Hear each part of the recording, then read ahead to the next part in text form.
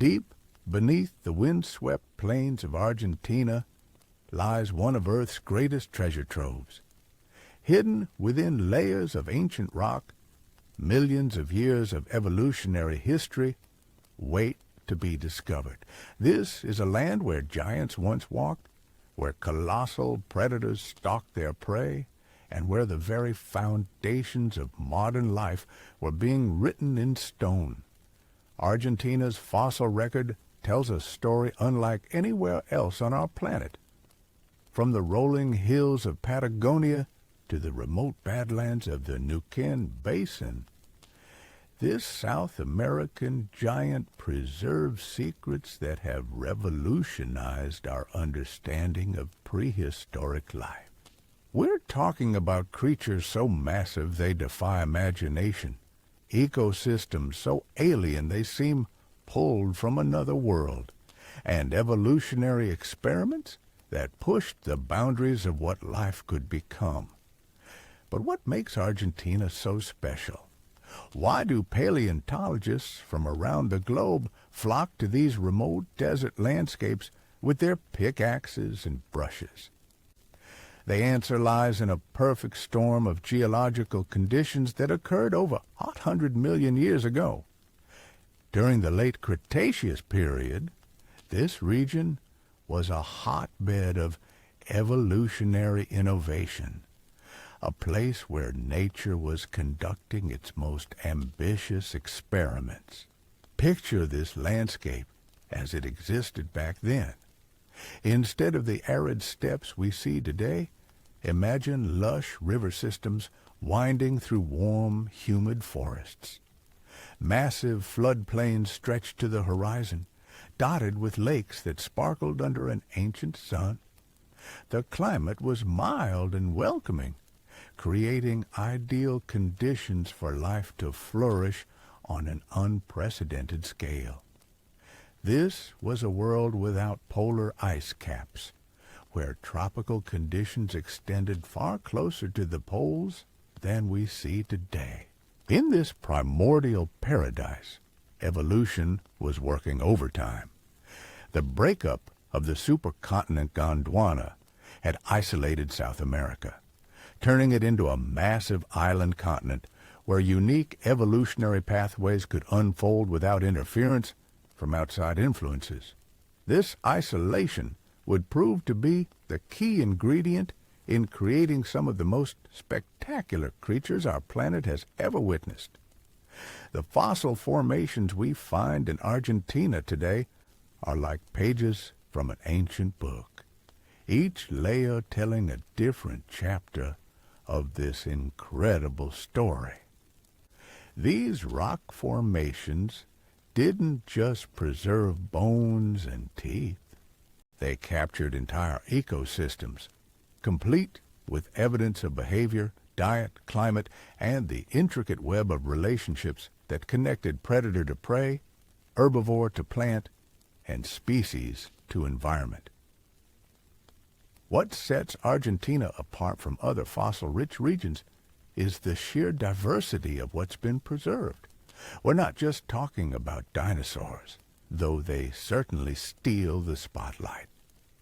The fossil record here includes early mammals, ancient crocodiles, primitive birds, bizarre reptiles, and creatures so strange they challenge our very understanding of how evolution works.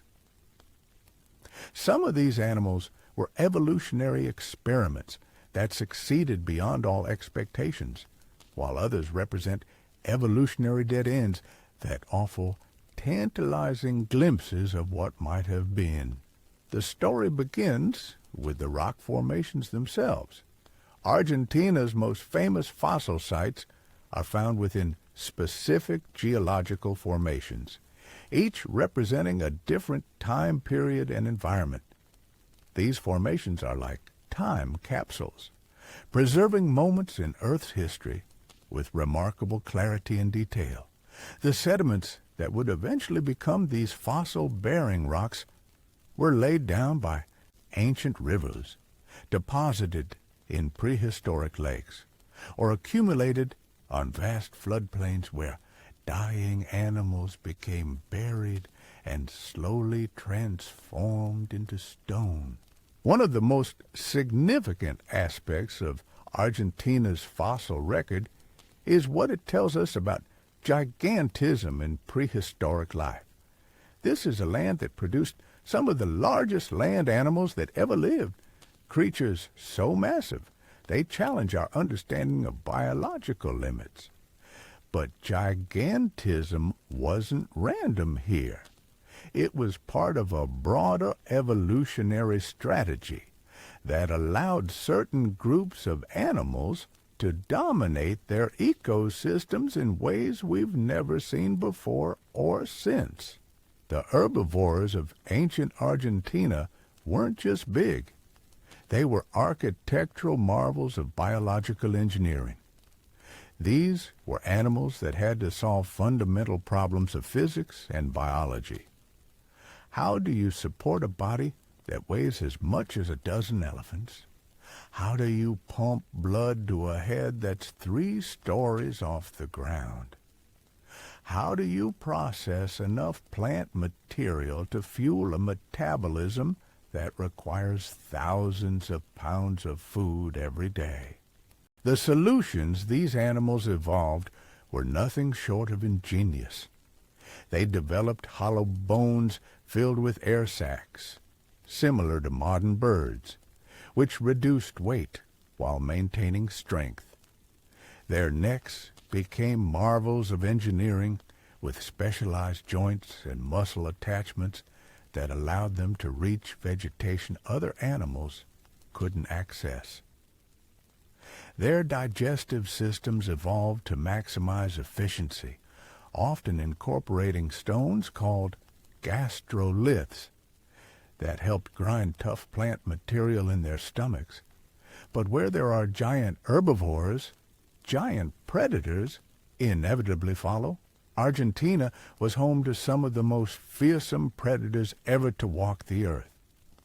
These weren't just scaled-up versions of smaller carnivores. They were purpose-built killing machines, each adapted for specific hunting strategies and prey types. Some were built for speed, with long, powerful legs that could propel them across the landscape in pursuit of fleeing prey. Others were built for power, with massive skulls and bone-crushing jaws designed to take down the largest herbivores. The diversity of predatory strategies preserved in Argentina's fossil record is staggering. We find evidence of pack hunters that may have coordinated their attacks on massive prey, solitary ambush predators that relied on stealth and explosive power, and specialized hunters that targeted specific types of prey with surgical precision. Each of these predators tells a story of evolutionary arms races, where predator and prey pushed each other to ever greater extremes of size, speed, and specialization.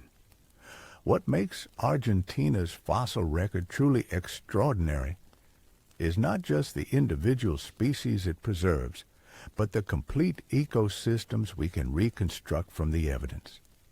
These weren't simple predator-prey relationships.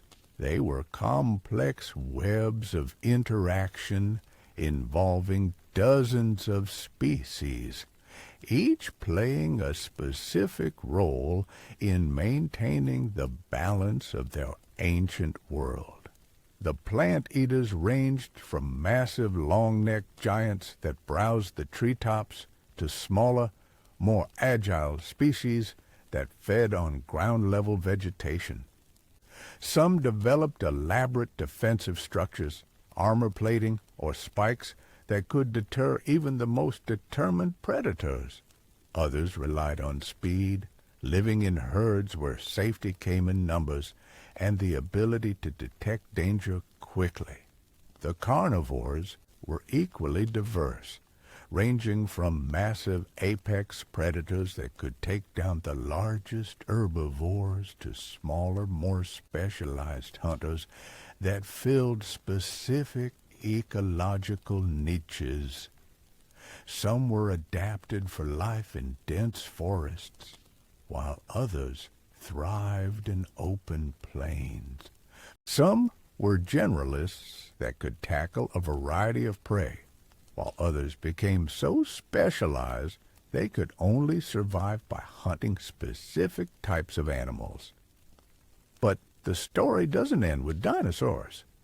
Argentina's fossil formations also preserve evidence of the other creatures that shared these ancient landscapes. Early mammals were beginning their evolutionary journey toward the diversity we see today. Ancient crocodiles had adapted to life on land, developing features that made them more like modern terrestrial predators than the aquatic ambush hunters we know today. The flying reptiles of ancient Argentina were among the largest creatures ever to take to the skies. These weren't primitive gliders struggling to stay airborne. They were sophisticated flying machines with wingspans that rivaled small aircraft and anatomical adaptations that allowed them to soar effortlessly over vast distances. Some were fish-eaters that skimmed the surfaces of ancient lakes and rivers, while others were terrestrial hunters that could snatch prey from the ground without ever landing. Perhaps most remarkably, Argentina preserves evidence of evolutionary transitions that help us understand how modern groups of animals evolved from their ancient ancestors.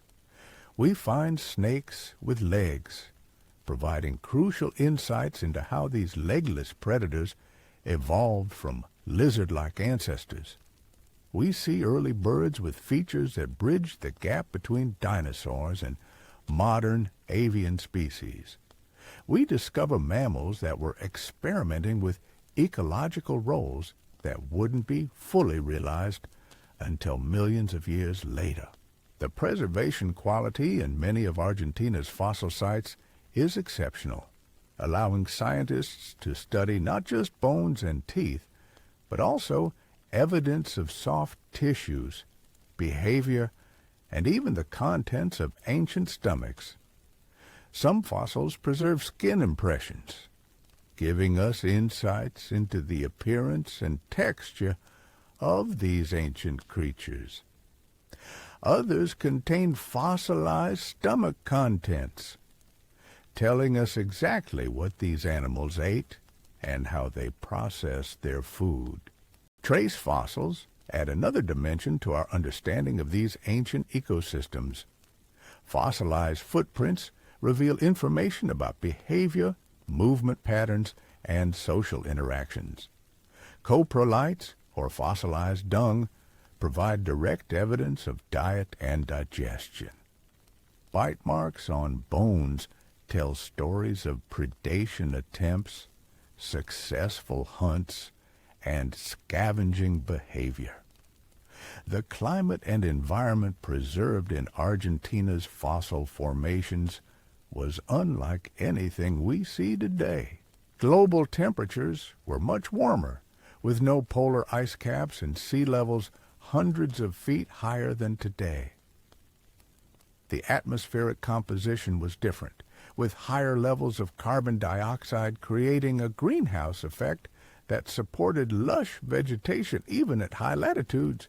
This warm, humid climate supported ecosystems of incredible productivity and diversity. Vast river systems carried nutrients across the landscape, creating fertile floodplains where plant and animal life could flourish. Seasonal variations in rainfall created dynamic environments where species had to adapt to changing conditions throughout the year. The breakup of Gondwana was creating new ocean basins and mountain ranges, fundamentally altering global climate patterns and creating new barriers to migration. This geological activity wasn't just a backdrop to evolution. It was an active driver of speciation and adaptation. As continents drifted apart, populations became isolated and began evolving along separate paths. Argentina's position during this time made it a crossroads of evolution, a place where influences from different continents could meet and mingle before geographic barriers separated them forever. This unique position helps explain the incredible diversity and the presence of both endemic species found nowhere else and cosmopolitan forms that had relatives on distant continents. The story of Argentina's fossil giants is still being written. Every year, new discoveries add chapters to this epic tale of prehistoric life. New species are named, new relationships are discovered, and new insights emerge about how these ancient ecosystems functioned. Each fossil tells a story, and collectively they paint a picture of a world that was both alien and familiar, populated by creatures that push the boundaries of what we thought was possible in the natural world. These discoveries aren't just academic curiosities collecting dust in museum storage rooms. They're reshaping our fundamental understanding of life itself. When paleontologists first began unearthing these colossal remains from Argentina's badlands, they realized they were dealing with something unprecedented. The scale of these creatures challenged every assumption about biological limits and evolutionary possibilities. Consider for a moment what it means to be truly gigantic. We're not talking about animals that were simply larger versions of their modern relatives. These were beings that existed at the very edge of what physics and biology would allow. Their hearts had to pump blood through circulatory systems that stretched for dozens of feet. Their bones had to support weights that would crush most structures we build today. Their brains had to coordinate movements of bodies so massive that a single step could shake the ground. The engineering solutions these creatures evolved were nothing short of revolutionary. Their respiratory systems incorporated features we now recognize in modern birds, with air sacs extending throughout their bodies, creating internal spaces that reduced weight, while maintaining structural integrity. This wasn't just an adaptation. It was a complete reimagining of how vertebrate bodies could function at massive scales. But size alone doesn't tell the complete story. What makes Argentina's prehistoric fauna truly remarkable is the sophisticated ecological relationships that developed alongside this gigantism. These weren't clumsy, lumbering beasts struggling under their own weight.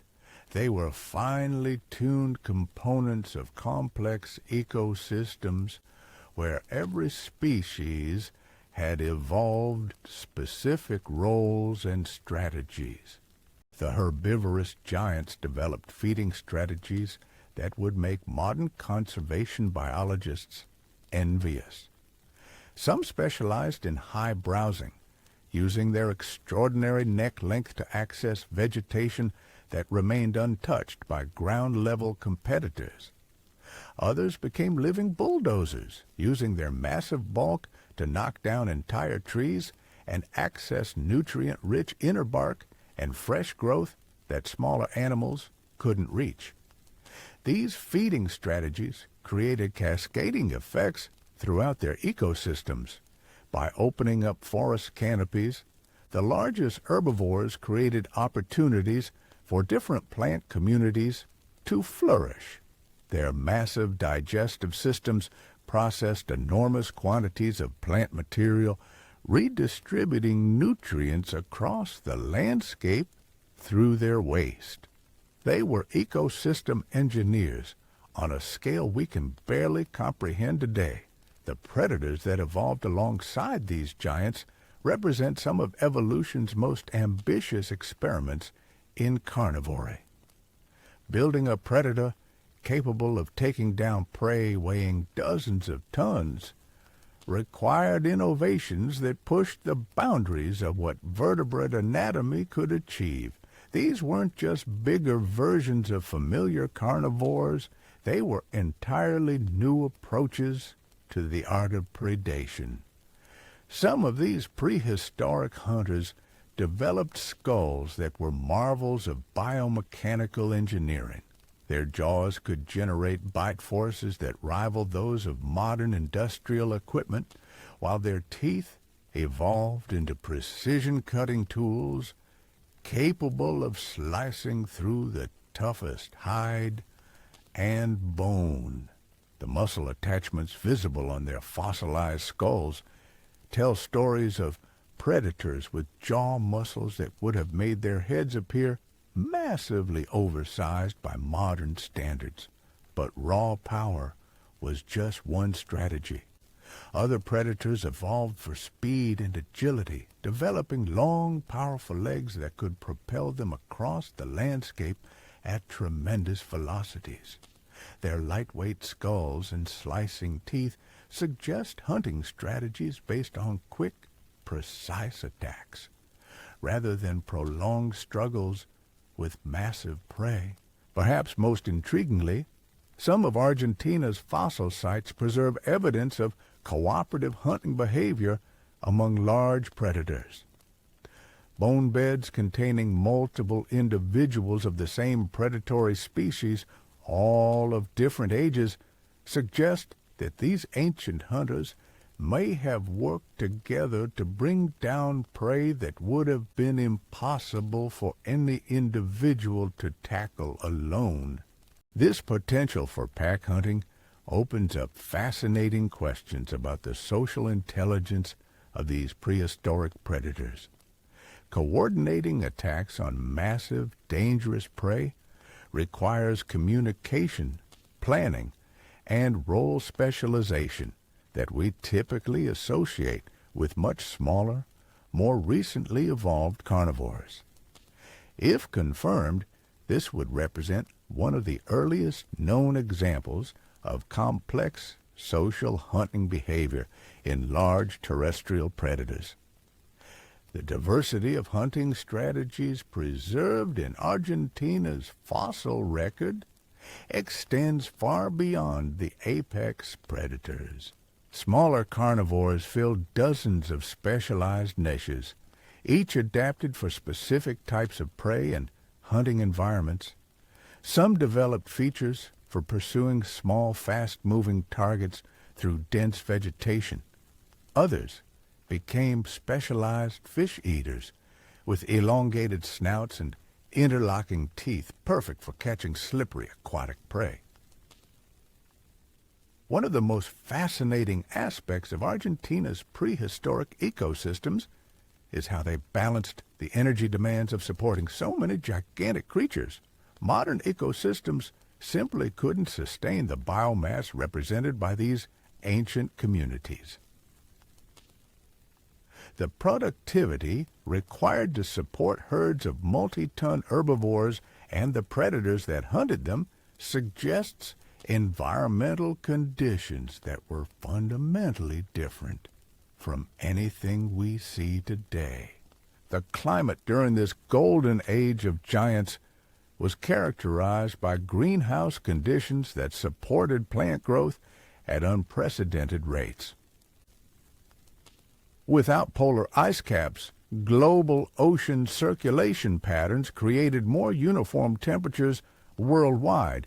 Atmospheric carbon dioxide levels were several times higher than today, acting as fertilizer for plant growth while creating the warm, humid conditions that large reptiles needed to maintain their metabolism. These environmental conditions supported plant communities unlike anything in the modern world. Vast coniferous forests stretched across landscapes that are now arid deserts. Fern prairies created open grasslands thousands of years before true grasses had even evolved. Early flowering plants were beginning their evolutionary radiation, creating new food sources and ecological opportunities. The seasonal patterns in these ancient environments were likely more pronounced than we might expect. While average temperatures were warmer, the lack of polar ice meant that seasonal variations in sunlight created dramatic changes in precipitation and plant growth. These seasonal cycles may have driven migration patterns among the largest herbivores, creating spectacles that would have dwarfed any wildlife migration we can observe today. Understanding these ancient ecosystems requires us to think beyond individual species and consider the intricate web of relationships that connected every component of these prehistoric communities. The largest herbivores weren't just consumers of vegetation. They were mobile nutrient distributors, carrying minerals and organic matter across vast distances as they moved between feeding and nesting areas. Their footsteps created temporary ponds and wetlands that supported entirely different communities of smaller animals. Their wallowing behavior created mineral licks that attracted species from across the landscape. Their deaths provided feast opportunities for scavengers and decomposers that might wait years between such bonanzas. The predatory relationships in these ecosystems were equally complex. Large predators had to balance the energy costs of hunting massive prey against the enormous nutritional rewards of a successful kill.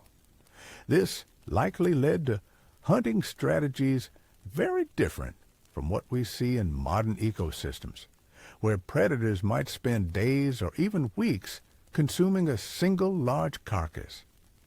Scavenging played a crucial role in these ancient ecosystems.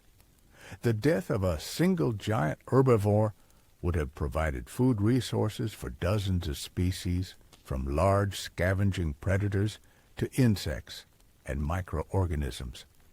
The competition for access to these massive carcasses likely drove the evolution of specialized scavenging adaptations and complex hierarchies among carrion feeders. The preservation of these ancient ecosystems in Argentina's fossil formations provides us with unprecedented insights into how evolution responds to environmental opportunities. The late Cretaceous period represented a time when Earth's biosphere was experimenting with ecological arrangements that had never existed before and would never exist again. This evolutionary experimentation wasn't limited to size. Argentina's fossils reveal creatures that combine features in ways that challenge our understanding of how anatomy and behavior interact. We find evidence of armored herbivores that developed defensive strategies unlike anything in the modern world, with elaborate spikes, clubs, and protective plates arranged in patterns that suggest sophisticated anti-predator adaptations. The flying reptiles of this era represent perhaps the most dramatic examples of evolutionary experimentation with scale. These creatures achieved flight at sizes that modern engineering suggests should have been impossible. Their hollow bones, air-filled bodies, and specialized flight membranes allowed them to soar over landscapes where their massive terrestrial relatives grazed and hunted below. Some of these aerial giants were specialized for different flight strategies. Long-distance soaring species developed wingspans that allowed them to cover hundreds of miles while expending minimal energy. Others were adapted for more maneuverable flight, capable of precise aerial hunting or complex social behaviors in the air. The evolutionary transitions preserved in Argentina's fossil record provide crucial evidence for understanding how major groups of modern animals evolved from their prehistoric ancestors.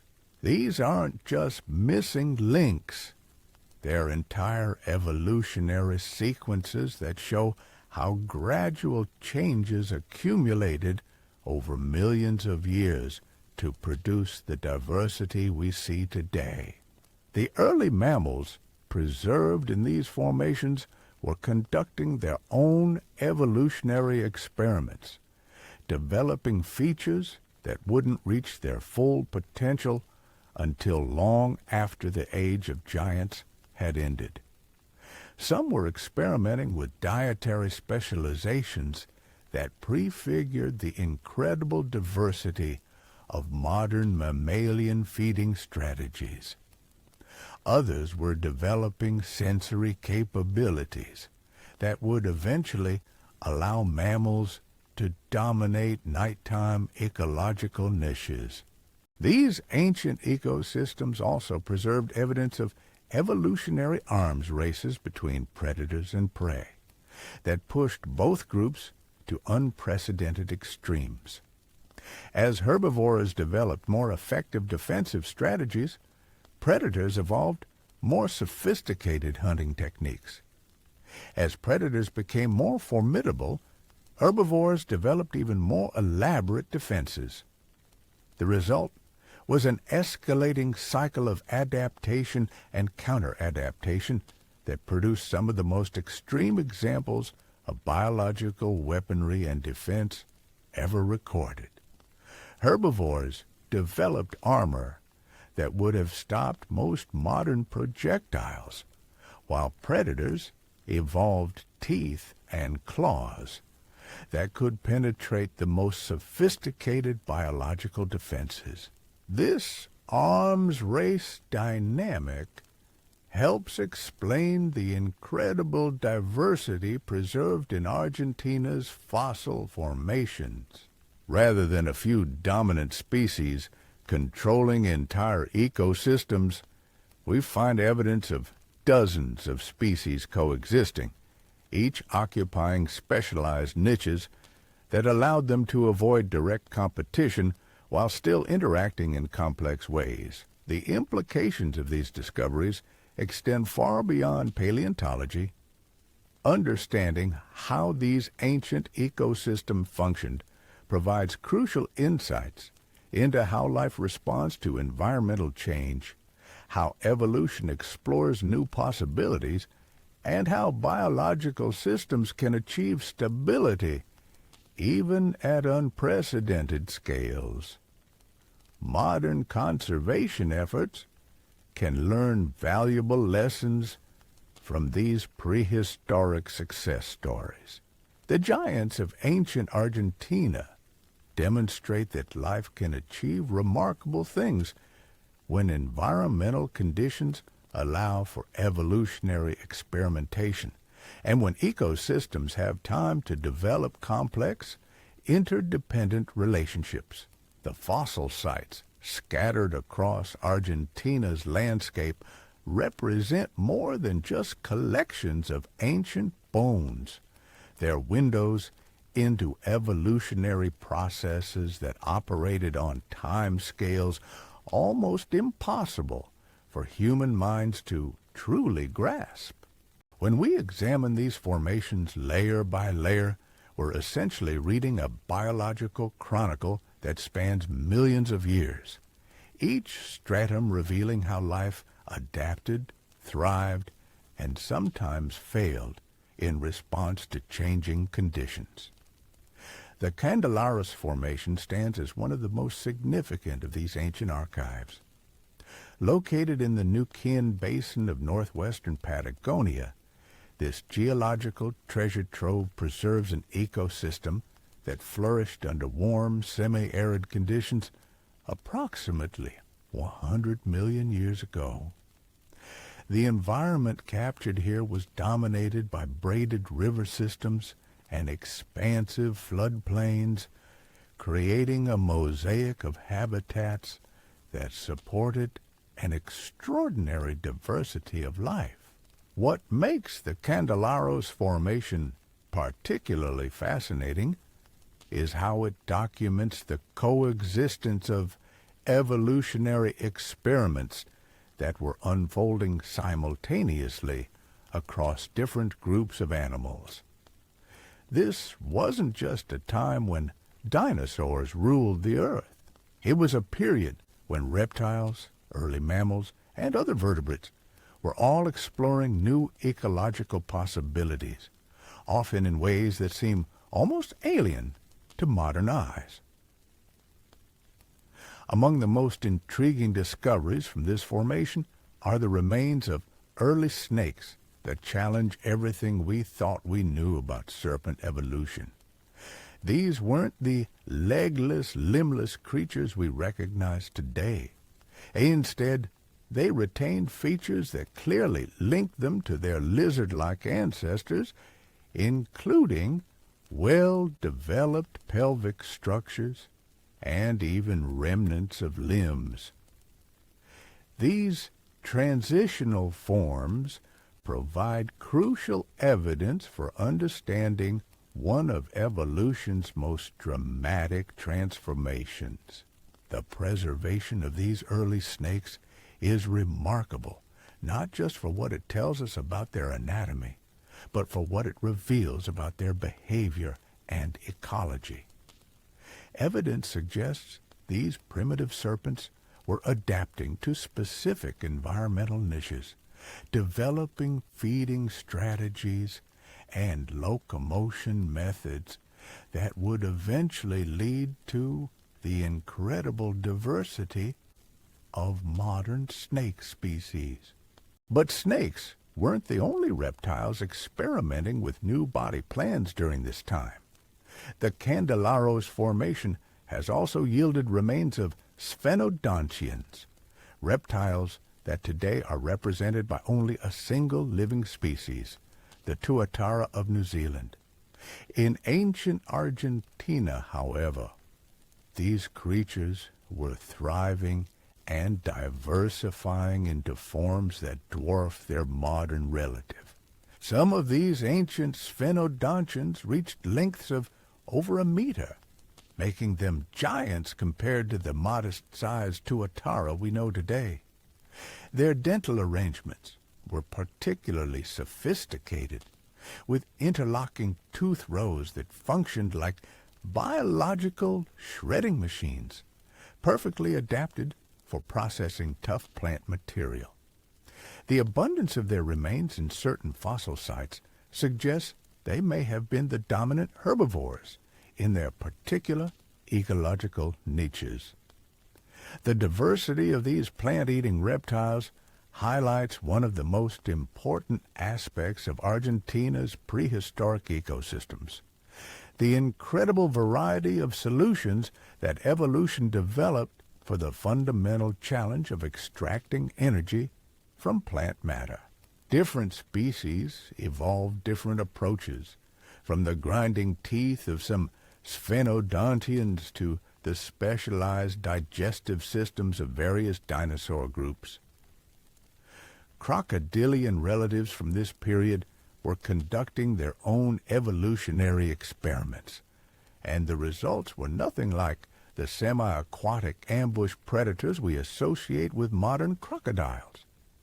Instead, many of these ancient crocodilians had adapted to fully terrestrial lifestyles, developing long legs, agile bodies, and hunting strategies more reminiscent of modern mammalian carnivores.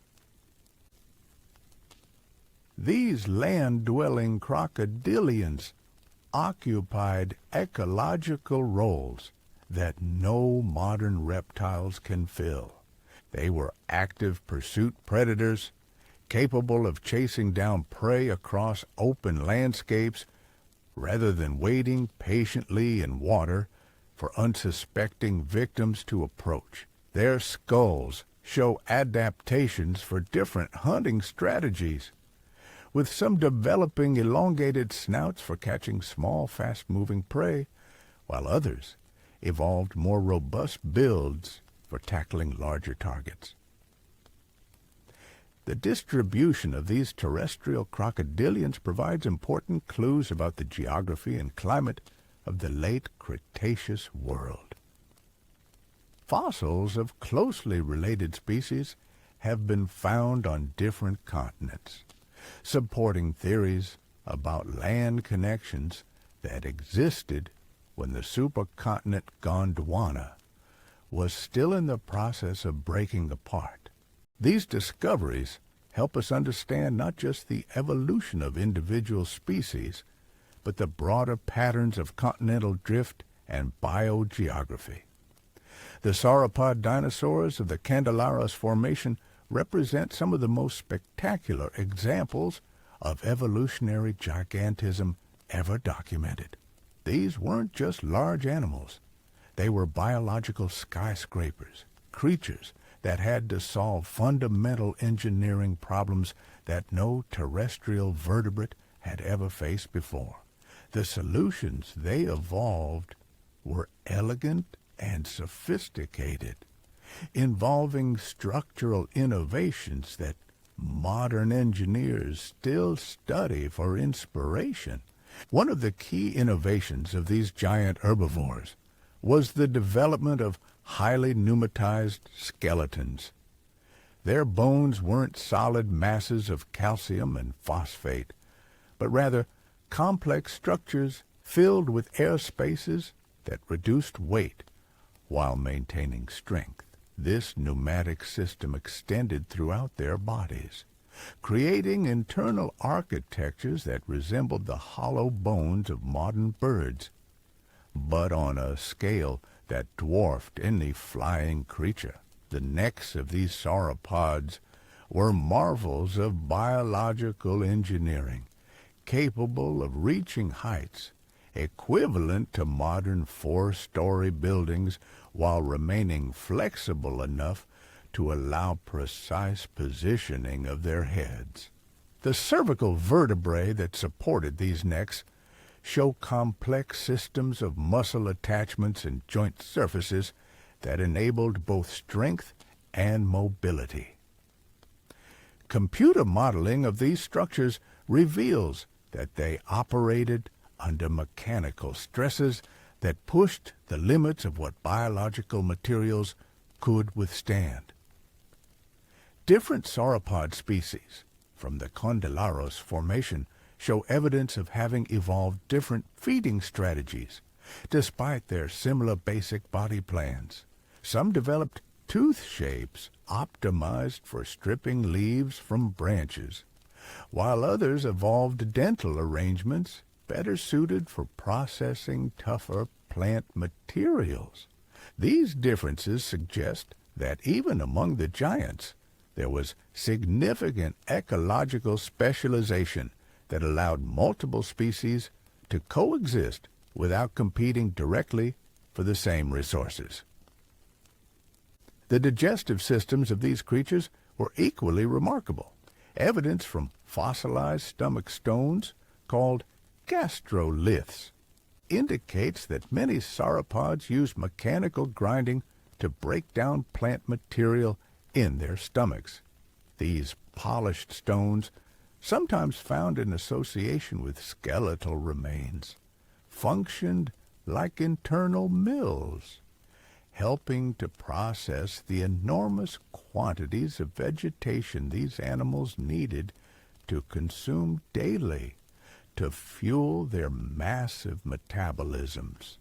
The theropod predators that shared these ancient landscapes with the giant herbivores were themselves evolutionary marvels, though their innovations focused on the art of predation rather than herbivory. The diversity of predatory strategies represented in the Candelaros Formation reveals an ecosystem where multiple approaches to carnivory could coexist successfully. Some of the most imposing predators were the abelisaurids, a group of theropods that developed distinctive skull ornamentation and robust builds. These weren't just mindless killing machines, but sophisticated hunters with specialized adaptations for specific types of prey and hunting environments. Their skulls often featured elaborate ridges, bumps, and sometimes horn-like projections that may have served both display and combat functions. The abelisaurids represent a fascinating example of convergent evolution, developing similar body plans and hunting strategies to other large theropods while following their own distinct evolutionary pathway. Their forelimbs were typically reduced to tiny, almost vestigial structures, suggesting they relied entirely on their powerful jaws and legs for hunting and feeding. But not all theropods from this period were giants. The formation has also yielded remains of smaller, more agile predators that filled different ecological niches. These creatures often showed remarkably bird-like features, highlighting the close evolutionary relationships between dinosaurs and modern birds. Some possessed sophisticated feather arrangements, advanced respiratory systems, and behavioral adaptations that bridged the gap between reptilian and avian characteristics. The Coelurosaurian theropods from the Candelaros Formation include some of the most bird-like dinosaurs ever discovered. Their skeletal features show a mosaic of primitive dinosaurian traits combined with advanced characteristics that foreshadowed the evolution of true birds. These creatures weren't just evolutionary stepping stones. They were successful animals in their own right, perfectly adapted to their specific ecological roles. Evidence from bone beds suggests that some of these smaller theropods may have lived in social groups, challenging traditional views of dinosaur behavior as primarily solitary.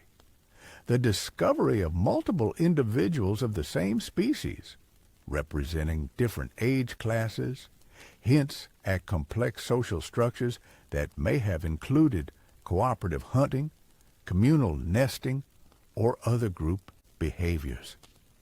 The mammalian fauna of the Candelaros Formation, while less spectacular in terms of size, represents equally important evolutionary developments. These early mammals were diversifying into ecological niches that their descendants wouldn't fully exploit until tens of millions of years later. Some developed specialized dental arrangements for processing specific types of food, while others evolved unique locomotory adaptations for different habitats. One of the most remarkable mammalian discoveries from this formation is a small creature with dramatically enlarged canine teeth, earning it comparisons to much later saber-toothed predators. This early example of convergent evolution shows how certain anatomical solutions tend to arise repeatedly when similar ecological pressures are present, even across vast spans of evolutionary time. The aquatic ecosystems preserved in the Candelaros Formation were equally diverse and important. Freshwater environments supported communities of lungfish, turtles, and other vertebrates that had to adapt to the seasonal variations in water availability that characterized the semi-arid climate.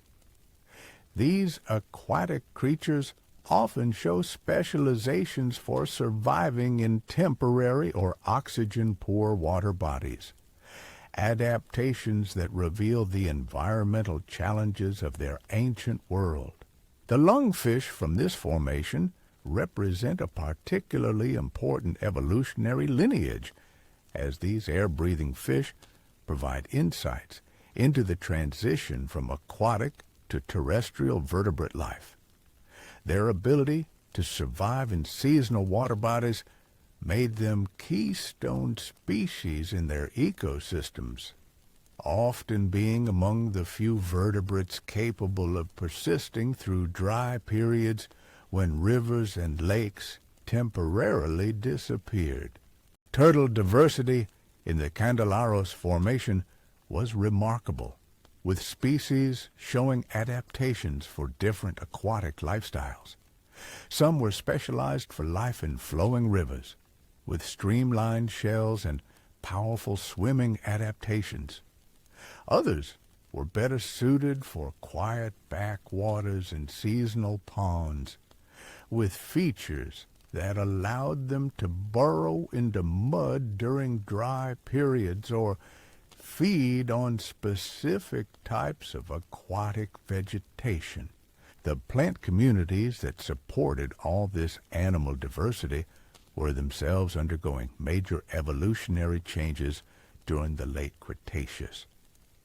This was a time when flowering plants were beginning their rise to dominance, creating new ecological opportunities and challenges for herbivorous animals. The coevolution between plants and their animal consumers was driving innovation on both sides, leading to increasingly sophisticated relationships between species. Pollen and leaf fossils from the Candelaros formation reveal ecosystems that were transitioning from the conifer-dominated landscapes of earlier periods to more diverse plant communities that included early flowering plants, ferns, and other groups. This botanical revolution was creating new food sources with different nutritional profiles, driving herbivores to evolve new feeding strategies and digestive adaptations.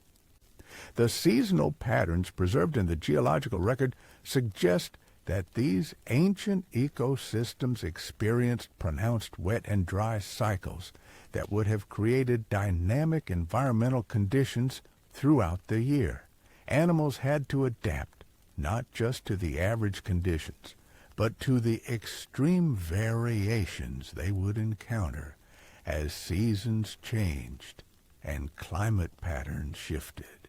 These environmental fluctuations may have been one of the driving forces behind the extraordinary diversity preserved in the Candelaros formation. Species that could exploit different seasonal resources or survive periodic environmental stress would have had significant advantages, leading to the evolution of specialized adaptations that allowed detailed niche partitioning among related species. The taphonomic conditions that allowed such exceptional preservation in the Candelaros formation were themselves the result of specific environmental circumstances. Rapid burial by river sediments, combined with chemical conditions that favored fossilization, created a preservation lottery where some organisms became permanently preserved while others decomposed without a trace. Understanding these preservation biases is crucial for interpreting the fossil record accurately. The animals we find preserved aren't necessarily representative of the entire ancient ecosystem, but rather those species and individuals that happened to die in the right place at the right time, under the right conditions for fossilization to occur. Despite these limitations, the sheer volume and diversity of fossils from the Candelaros formation provide an unprecedented window into late Cretaceous ecosystems. The formation continues to yield new discoveries, that expand our understanding of this critical period in Earth's history, when many of the fundamental patterns of modern biodiversity were being established. Each new fossil discovery from Argentina adds another piece to the puzzle of understanding how life evolved and adapted during one of the most dynamic periods in Earth's history. The creatures preserved in these ancient sediments weren't just random collections of species living in the same place at the same time.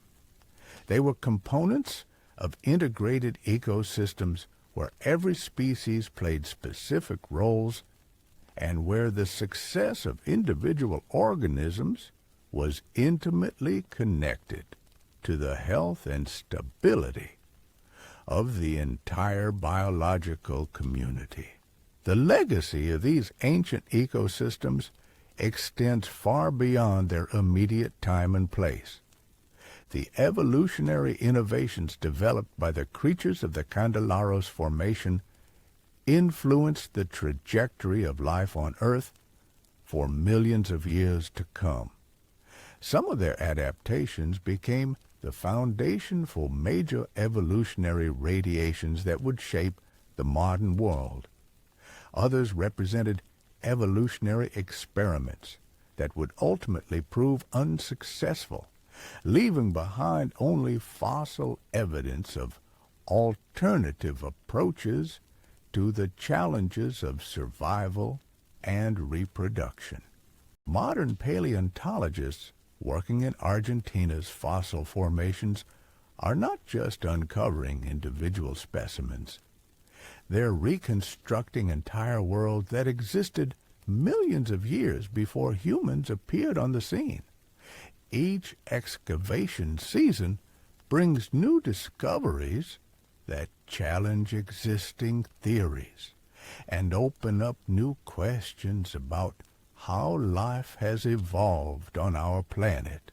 The techniques used to study these fossils have advanced dramatically in recent decades, allowing researchers to extract information that would have been impossible to obtain just a few years ago. High-resolution CT scanning reveals internal bone structures without damaging precious specimens. Chemical analysis of fossilized teeth and bones provides insights into diet, metabolism, and environmental conditions. Computer modeling allows scientists to test hypotheses about how these ancient creatures moved, fed, and interacted with their environments. These technological advances are revolutionizing our understanding of Argentina's prehistoric giants, revealing details about their biology and behavior that bring them to life in ways that previous generations of paleontologists could never have imagined. The static museum displays of the past are being replaced by dynamic reconstructions that show these creatures as living, breathing components of active ecosystems. The story of Argentina's fossil formations continues to unfold as new sites are discovered and explored.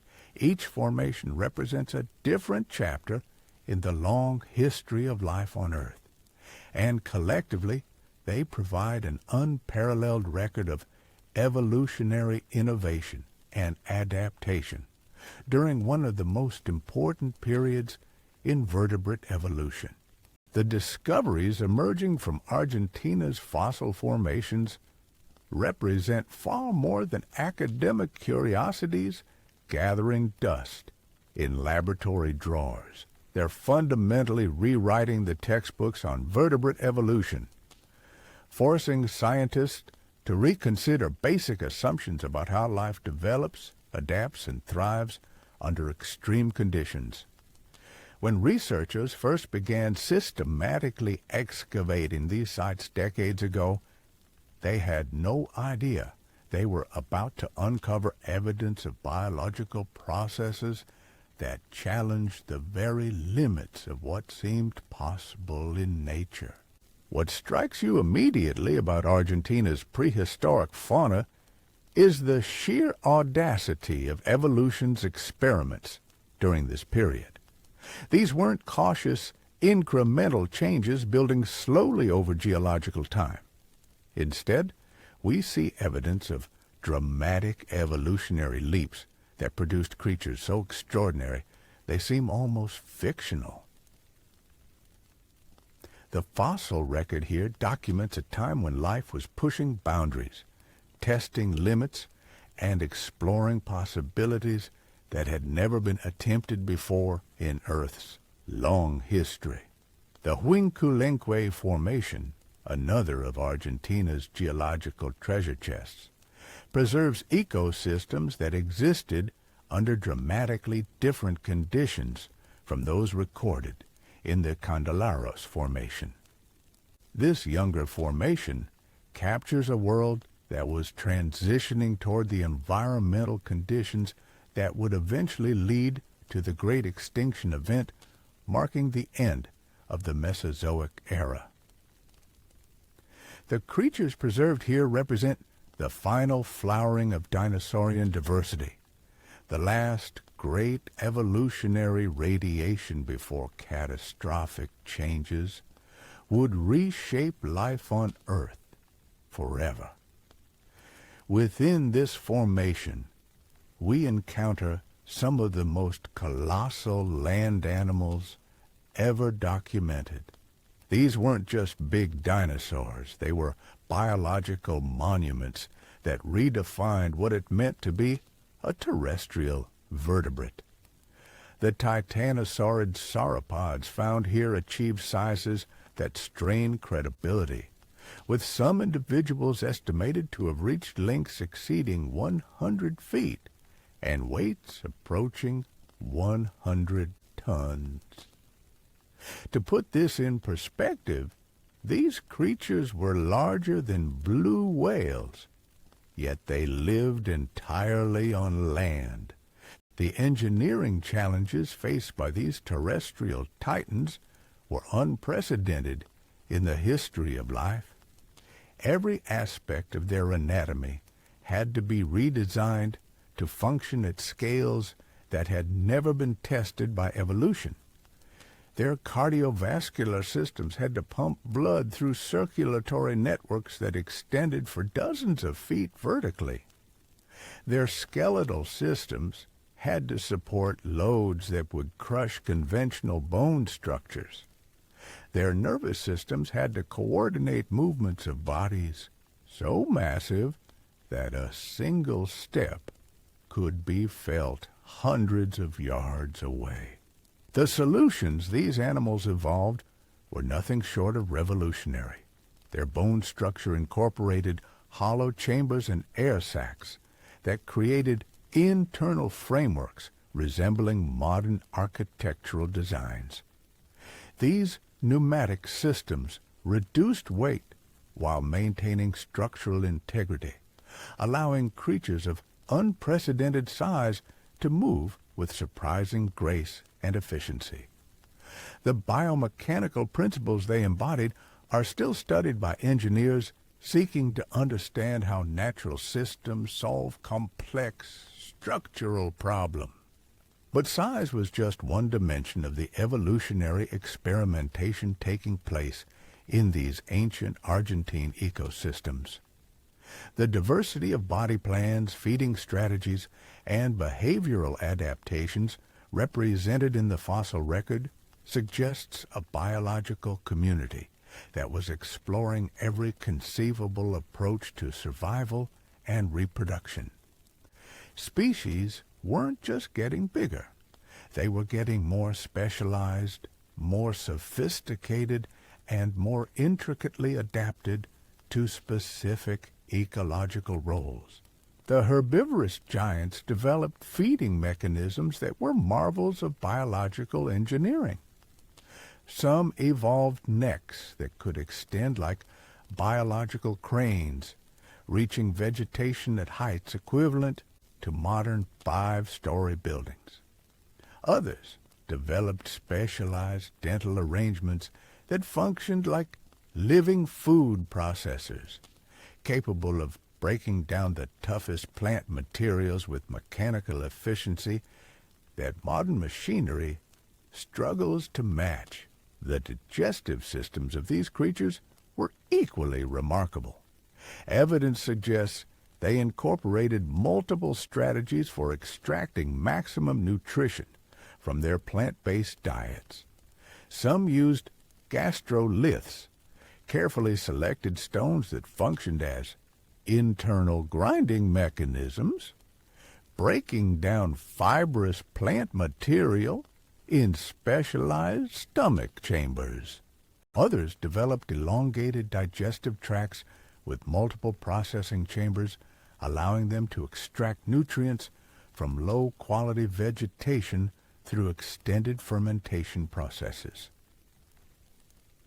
These herbivorous innovations created ecological opportunities that were immediately exploited by predatory species. The presence of such massive prey animals drove the evolution of carnivores that were themselves pushing the boundaries of what vertebrate predators could achieve. The largest of these hunting specialists developed skulls that were nearly 6 feet long, equipped with teeth designed for penetrating the toughest hide and slicing through the most robust bone. The biomechanics of predation at this scale required solutions that were entirely novel in vertebrate evolution. These predators couldn't rely on the grappling and wrestling techniques used by smaller carnivores. Instead, they evolved strategies based on precision strikes, using their massive jaws to deliver devastating wounds that would disable prey through blood loss and tissue damage, rather than through prolonged physical struggle. Some of the most fascinating discoveries from the Huinculenc Formation involve evidence of social behavior among both herbivores and carnivores. Bone beds containing multiple individuals of the same species, representing different age classes, suggest that some of these giants may have lived in herds or family groups. For herbivores, such social organization would have provided protection against predators and allowed sharing of knowledge about food resources and environmental dangers. Even more intriguingly, some predatory species show evidence of group living that may have included cooperative hunting. The discovery of multiple large carnivores buried together suggests either that they died together during some catastrophic event or that they lived together as social units. If the latter interpretation is correct, it would represent one of the earliest known examples of pack hunting among large terrestrial predators. The implications of pack hunting behavior among creatures of this size are staggering. Coordinated attacks by multiple individuals, each weighing several tons and equipped with devastating weaponry, could have taken down prey animals that would have been invulnerable to solitary predators. Such cooperative behavior would have required sophisticated communication, role specialization, and social hierarchies that we typically associate with much smaller, more recently evolved carnivores. The aerial component of these ancient Argentine ecosystems was equally spectacular. Flying reptiles achieved sizes during this period that approached the theoretical limits of powered flight. Some of these creatures had wingspans exceeding 30 feet, making them larger than most small aircraft.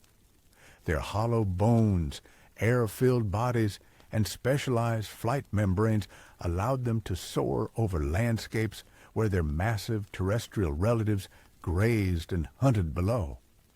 These flying giants weren't just scaled-up versions of smaller pterosaurs.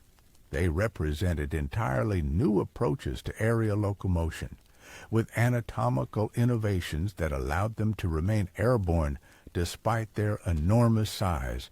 Some were specialized for long-distance soaring, capable of covering hundreds of miles while expending minimal energy.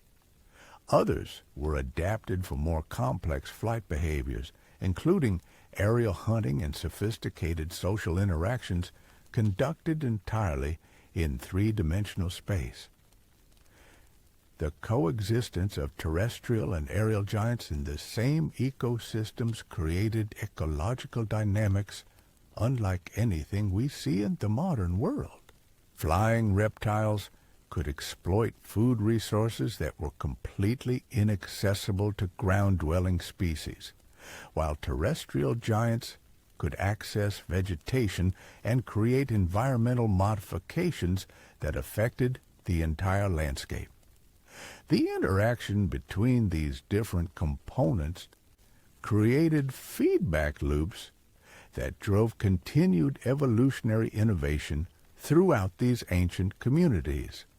The plant communities that supported all this animal diversity were themselves undergoing revolutionary changes during this period.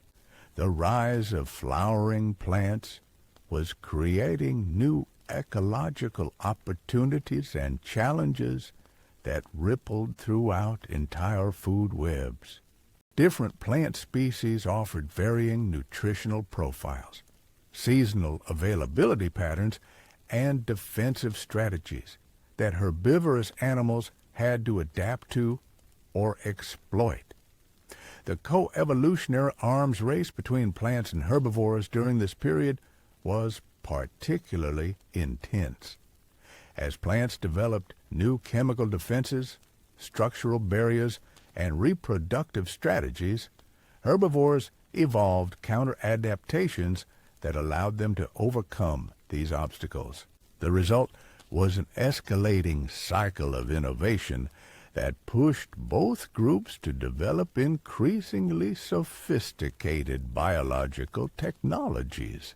Some herbivorous species became specialists in processing particular types of vegetation, developing anatomical and physiological adaptations that allowed them to extract nutrition from plant materials that other species found indigestible or toxic.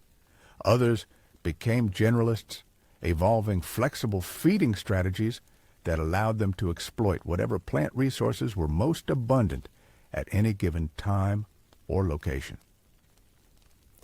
The seasonal patterns preserved in the geological record suggest that these ancient ecosystems experienced dramatic environmental fluctuations throughout the year. Wet seasons would have triggered explosive plant growth, creating temporary abundance that could support massive herbivore populations. Dry seasons would have concentrated animals around remaining water sources, creating opportunities for predators while simultaneously increasing competition for limited resources. These environmental cycles may have driven migration patterns that involved the movement of millions of tons of living biomass across continental-scale landscapes. The trampling effects of such massive herds would have created their own environmental modifications, opening up new habitats while destroying others, creating a constantly shifting mosaic of ecological opportunities. The preservation of trackways and other trace fossils provides direct evidence of these ancient migration patterns. Fossilized footprints show that some of the largest herbivores traveled in organized herds, with adults positioned to protect younger individuals from potential predators. The spacing and arrangement of these tracks suggest sophisticated social behaviors that required communication and coordination among herd members. Coprolites, or fossilized dung, from these sites provide intimate details about the diets and digestive processes of these ancient giants. Analysis of these specimens reveals not just what these animals ate, but how efficiently they processed their food and what this tells us about their metabolic rates and energy requirements. Some coprolites contain intact seeds and plant fragments, suggesting that these herbivores played crucial roles as seed dispersers in their ecosystems. The chemical composition of fossilized bones and teeth provides additional insights into the environmental conditions these creatures experienced.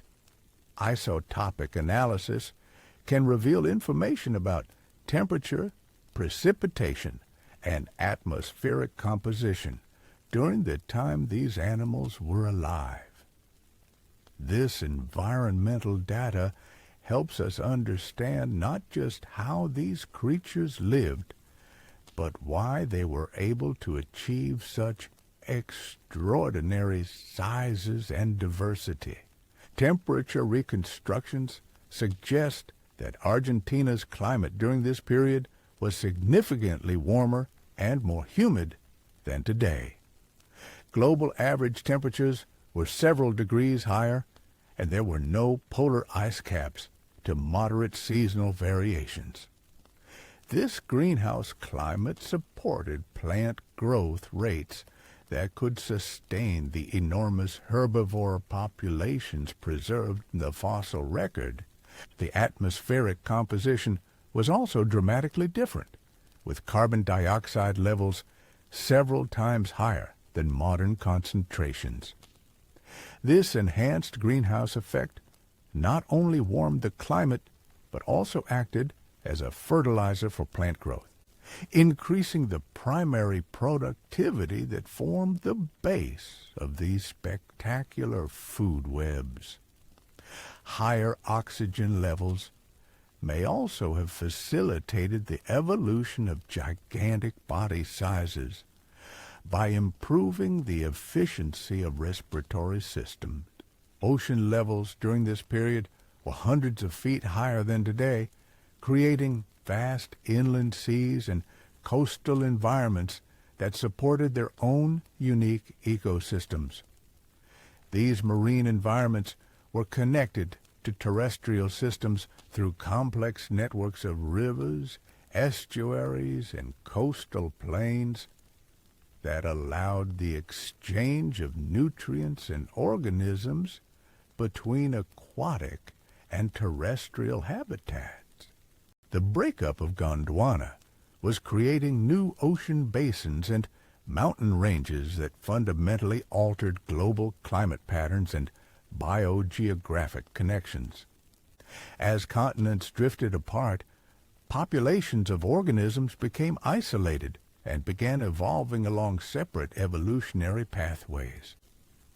This geographic fragmentation was one of the driving forces behind the incredible diversity of species found in Argentina's fossil formations.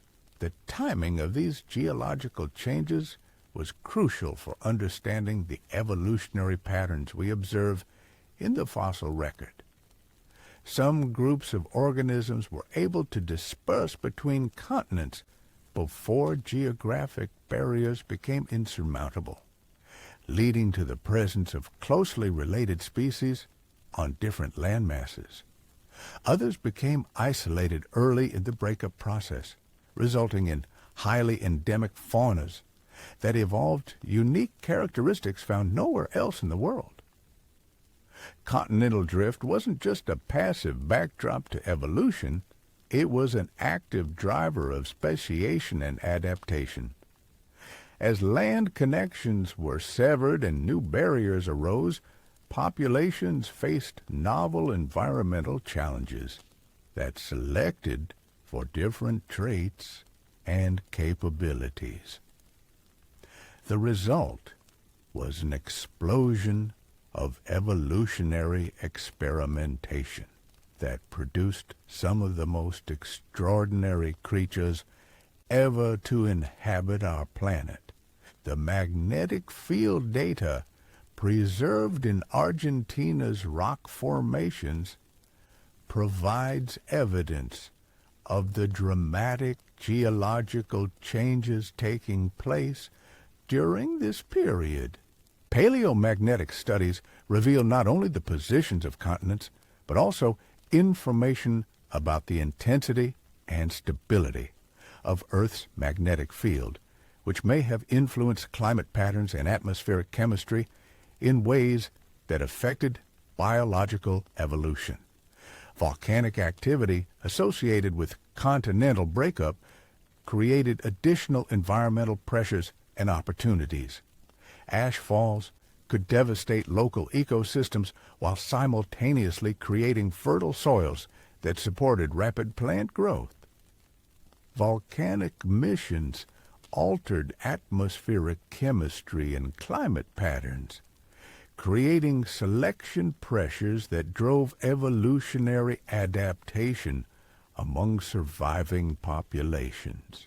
The fossil record from Argentina captures not just the success stories of evolution during this period, but also the failures and dead ends that remind us that evolutionary innovation is always balanced against extinction risk.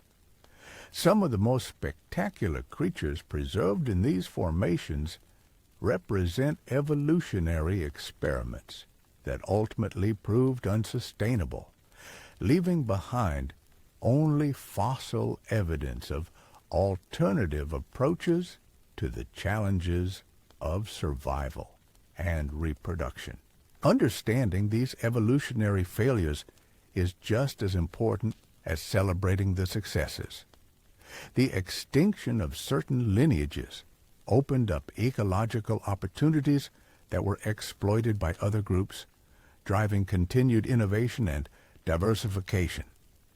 The interplay between extinction and radiation events created the dynamic evolutionary patterns that characterize this remarkable period in Earth's history.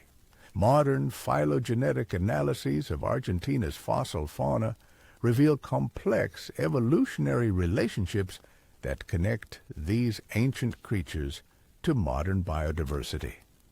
Some lineages represented in the fossil record are directly ancestral to groups that continue to thrive today, while others represent side branches that contributed genetic and morphological innovations before ultimately going extinct. The molecular clock studies that estimate divergence times between modern species often point back to the late Cretaceous period as a time of crucial evolutionary divergences. Many of the fundamental splits that separate major groups of modern animals can be traced to this period of intensive evolutionary experimentation, suggesting that the innovations preserved in Argentina's fossil formations had consequences that extended far beyond their immediate time and place. Developmental biology studies of modern organisms often reveal genetic and molecular mechanisms that were first established during this ancient period of innovation.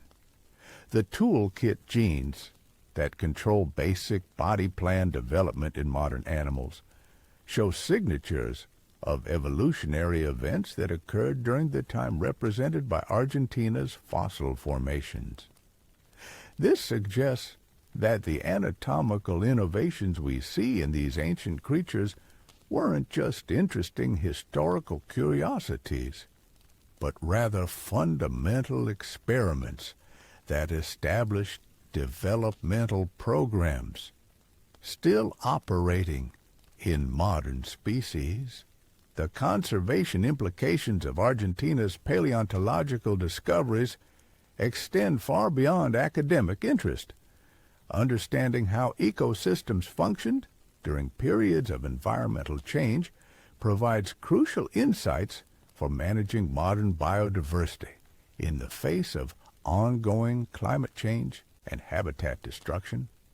The ancient ecosystems preserved in Argentina's fossil formations demonstrate that life is capable of remarkable innovation and adaptation, but they also show that even the most successful evolutionary experiments can ultimately fail if environmental changes exceed the limits of biological adaptation. The educational value of these discoveries cannot be overstated. Argentina's fossil formations provide tangible connections to deep evolutionary time that help people understand their place in the long history of life on Earth. The sheer spectacle of these ancient giants captures public imagination in ways that make abstract evolutionary concepts concrete and accessible. Museums around the world now display reconstructions of Argentina's prehistoric fauna that allow visitors to experience the scale and majesty of these ancient ecosystems. Advanced visualization technologies create immersive experiences that transport people back to these vanished worlds, fostering appreciation for both the history of life and the ongoing process of scientific discovery. The international scientific collaboration required to study Argentina's fossil formations demonstrates how paleontological research transcends national boundaries and cultural differences. Scientists from dozens of countries work together to excavate, analyze, and interpret these remarkable discoveries, creating a global community of researchers united by their fascination with life's ancient history. This collaborative approach has accelerated the pace of discovery and interpretation, allowing researchers to tackle questions that would be impossible for individual scientists or institutions to address alone. The sharing of specimens, data, and expertise across international boundaries has created a research network that maximizes the scientific value of every fossil discovery. The technological innovations developed for studying Argentina's fossils have applications far beyond paleontology. Advanced imaging techniques, materials analysis methods, and computer modeling approaches developed for fossil research are now used in fields ranging from medical diagnosis to engineering design. The interdisciplinary nature of modern paleontological research creates unexpected connections between seemingly unrelated fields of study. Field techniques developed for excavating Argentina's delicate fossil specimens have improved archaeological methods and geological survey procedures. Laboratory methods for analyzing ancient organic materials have contributed to advances in forensic science and environmental monitoring. Computer algorithms designed for reconstructing fossil organisms are now used in fields as diverse as robotics and architectural design. The economic impact of Argentina's paleontological resources extends well beyond the research community. Fossil tourism brings visitors from around the world to experience these ancient landscapes firsthand, supporting local communities and raising awareness of the scientific importance of fossil preservation. Museums displaying Argentine fossils attract millions of visitors annually, generating economic activity while educating the public about evolutionary history. The inspiration provided by Argentina's fossil discoveries influences art, literature, and popular culture in ways that extend the impact of scientific research far beyond academic circles. Artists create sculptures and paintings inspired by these ancient creatures, writers craft stories set in these vanished worlds, and filmmakers develop documentaries that bring these discoveries to global audiences. Educational programs based on Argentina's fossil discoveries reach students at all levels, from elementary school children fascinated by dinosaurs to graduate students pursuing careers in paleontology. These programs demonstrate how scientific research can capture imagination while teaching fundamental concepts about biology, geology, and environmental science. The ongoing discoveries emerging from Argentina's fossil formations ensure that our understanding of these ancient ecosystems will continue to evolve. New excavation sites are discovered regularly, each with the potential to reveal previously unknown species or provide new insights into familiar ones. Advanced analytical techniques continue to extract new information from specimens that have been in museum collections for decades. Future research directions include more sophisticated reconstructions of ancient environments, detailed studies of evolutionary developmental biology, and investigations of how climate change affected these ancient ecosystems. Each new avenue of research opens up additional questions and possibilities, ensuring that Argentina's fossil formations will continue to contribute to scientific understanding for generations to come. The legacy of Argentina's prehistoric giants extends far beyond the specific creatures preserved in its fossil formations. These discoveries have fundamentally changed our understanding of evolutionary processes, ecological dynamics, and the history of life on Earth. They demonstrate that evolution is capable of producing solutions to biological challenges that exceed anything we might have imagined, while also showing that even the most successful adaptations are ultimately subject to the inexorable forces of environmental change. As we continue to explore and understand these remarkable fossil deposits, we gain not only knowledge about the past, but also insights that may prove crucial for navigating the environmental challenges of the present and future. The story of Argentina's ancient giants is ultimately a story about the resilience, creativity, and ultimate fragility of life itself, written in stone and preserved for us to read, interpret, and learn from across the vast expanse of geological time. The predatory landscape of ancient Argentina reveals evolutionary strategies that pushed carnivorous design to its absolute limits. When we examine the theropod dinosaurs that stalked these prehistoric ecosystems, we're not just looking at bigger versions of familiar predators. We're witnessing the emergence of biological killing machines that represented entirely new approaches to the ancient art of predation. Consider the engineering challenges faced by a carnivore attempting to hunt prey that weighed 50 tons or more. Traditional predatory strategies simply wouldn't work. You couldn't wrestle with something that massive. You couldn't rely on prolonged chases when your target had legs like tree trunks and could shake the ground with every step. Instead, these ancient hunters had to develop tactics that were surgical in their precision and devastating in their impact. The skull architecture of Argentina's largest predators tells a fascinating story of evolutionary innovation under extreme selective pressure. These weren't just scaled-up versions of smaller, carnivorous skulls.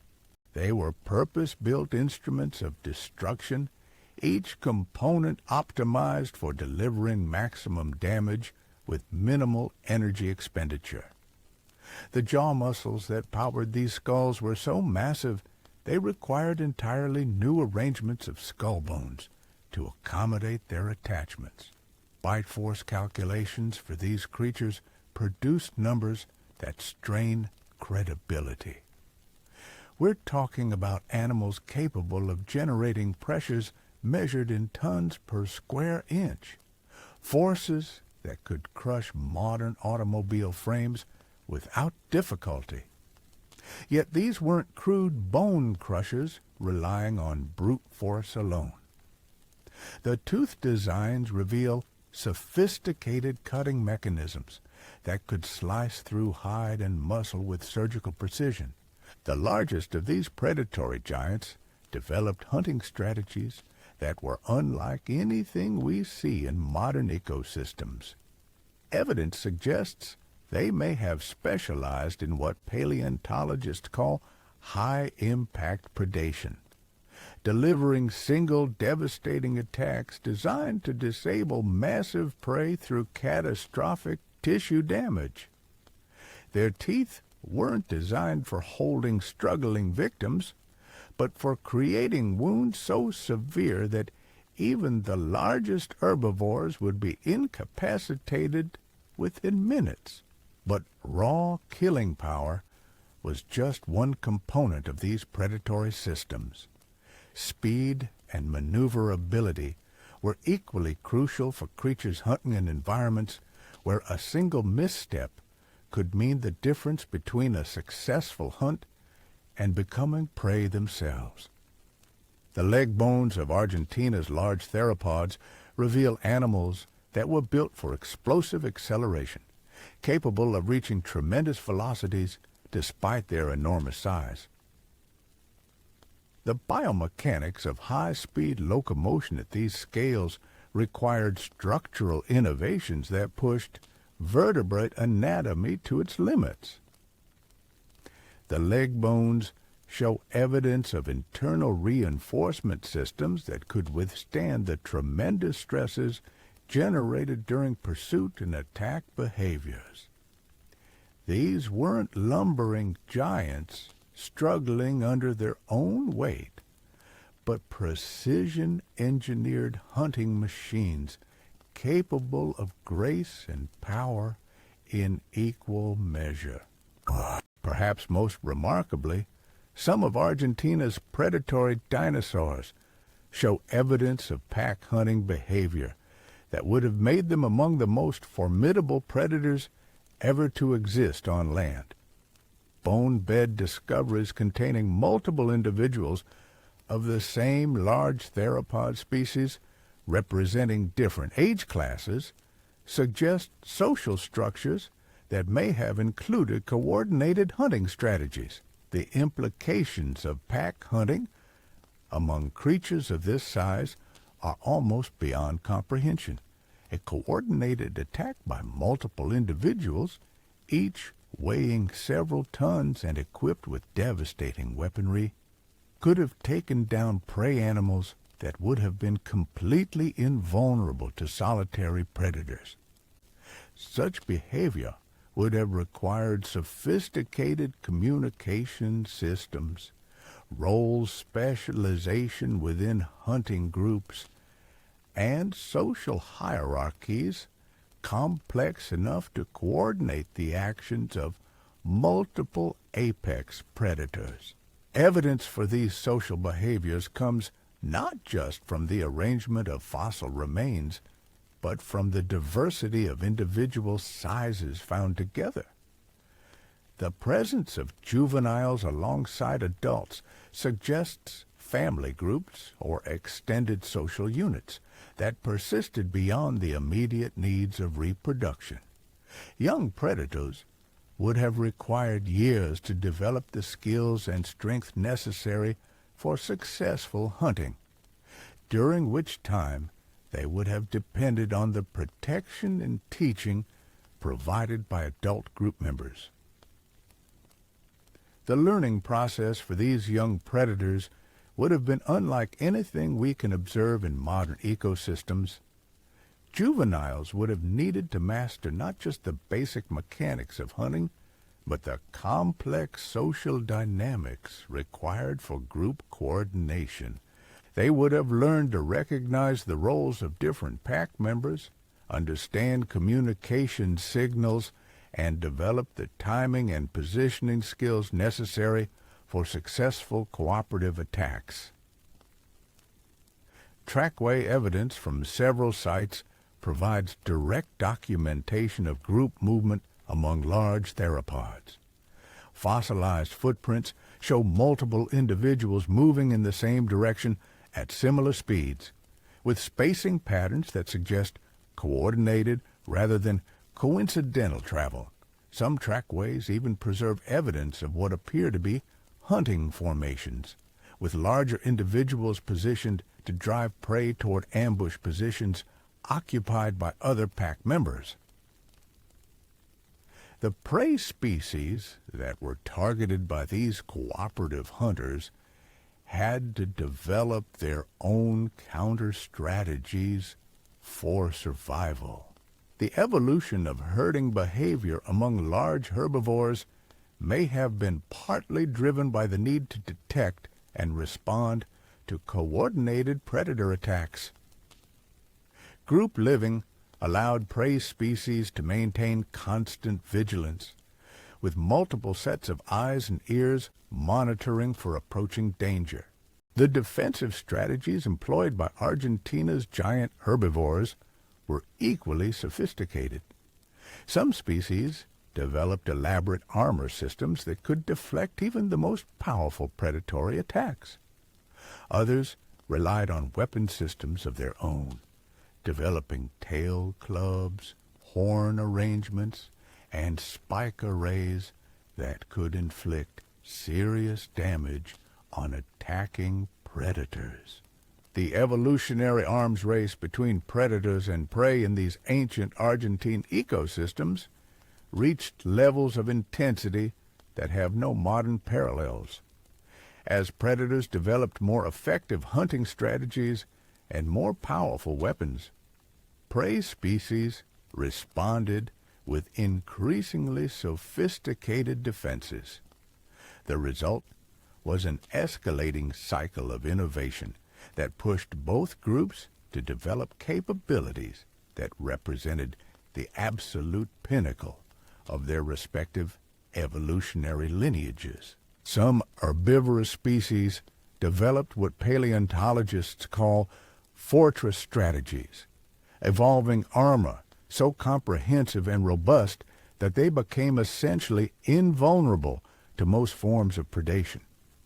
These living tanks could afford to move slowly and feed in the open, relying on their defensive capabilities rather than speed or stealth for protection. Others adopted mobility strategies, developing enhanced sensory systems and locomotory capabilities that allowed them to detect and escape from predators before attacks could be initiated.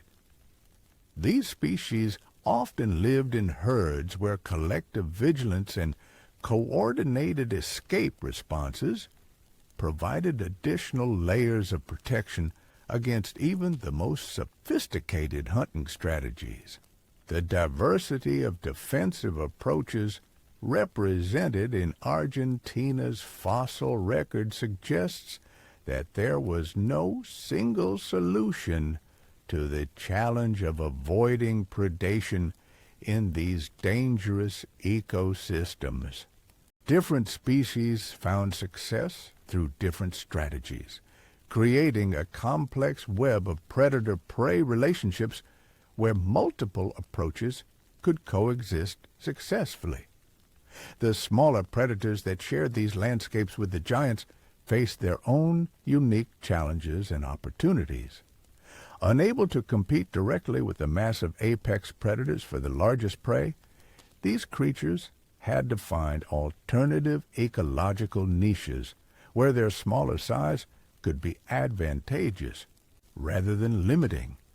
Many of these smaller theropods became specialists in hunting specific types of prey that were either too small, too fast, or too well defended for the giant predators to pursue effectively. Some developed enhanced sensory capabilities that allowed them to track prey through dense vegetation or during nighttime hours when the larger predators were less active. The bird-like features of many smaller Argentine theropods represent some of the most important evolutionary transitions preserved in the fossil record. These creatures weren't just dinosaurs that happened to resemble birds. They were active participants in the evolutionary process that would eventually lead to powered flight and the incredible diversity of modern avian species. The feather impressions preserved in some Argentine fossil sites provide direct evidence of the sophisticated integumentary structures that covered many of these creatures. These weren't simple hair-like filaments, but complex feathered coats that served multiple functions including thermoregulation, display, and possibly even limited aerial capabilities. Some of the smaller theropods show evidence of climbing adaptations that would have allowed them to exploit three-dimensional habitat spaces unavailable to their larger relatives. Curved claws, flexible joints, and enhanced balance capabilities suggest creatures that were equally at home on the ground or in the branches of prehistoric trees.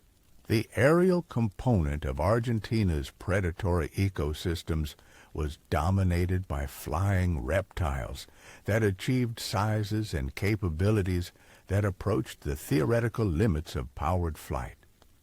These creatures weren't just opportunistic scavengers picking up scraps from terrestrial hunts. They were sophisticated predators in their own right, capable of hunting strategies that were unavailable to ground-based carnivores. The largest of these flying predators had wingspans that exceeded those of most modern aircraft, yet they retained the maneuverability and precision necessary for active hunting. Their hollow bones, air-filled bodies, and specialized flight membranes created biological aircraft that could soar for hours while expending minimal energy, scanning vast territories for potential prey. Some flying predators specialized in aquatic hunting, developing features that allowed them to snatch fish and other aquatic prey from the surfaces of lakes and rivers. Others became terrestrial hunters, capable of swooping down to capture small ground-dwelling animals with precision strikes that left no opportunity for escape. The coexistence of terrestrial and aerial predators created complex competitive dynamics that shaped the evolution of both groups. Flying predators could access food resources that were completely unavailable to ground-based hunters, while terrestrial predators could pursue prey in environments where flying was impossible or ineffective. Competition between these different predatory guilds may have driven the evolution of increasingly specialized hunting strategies and prey preferences.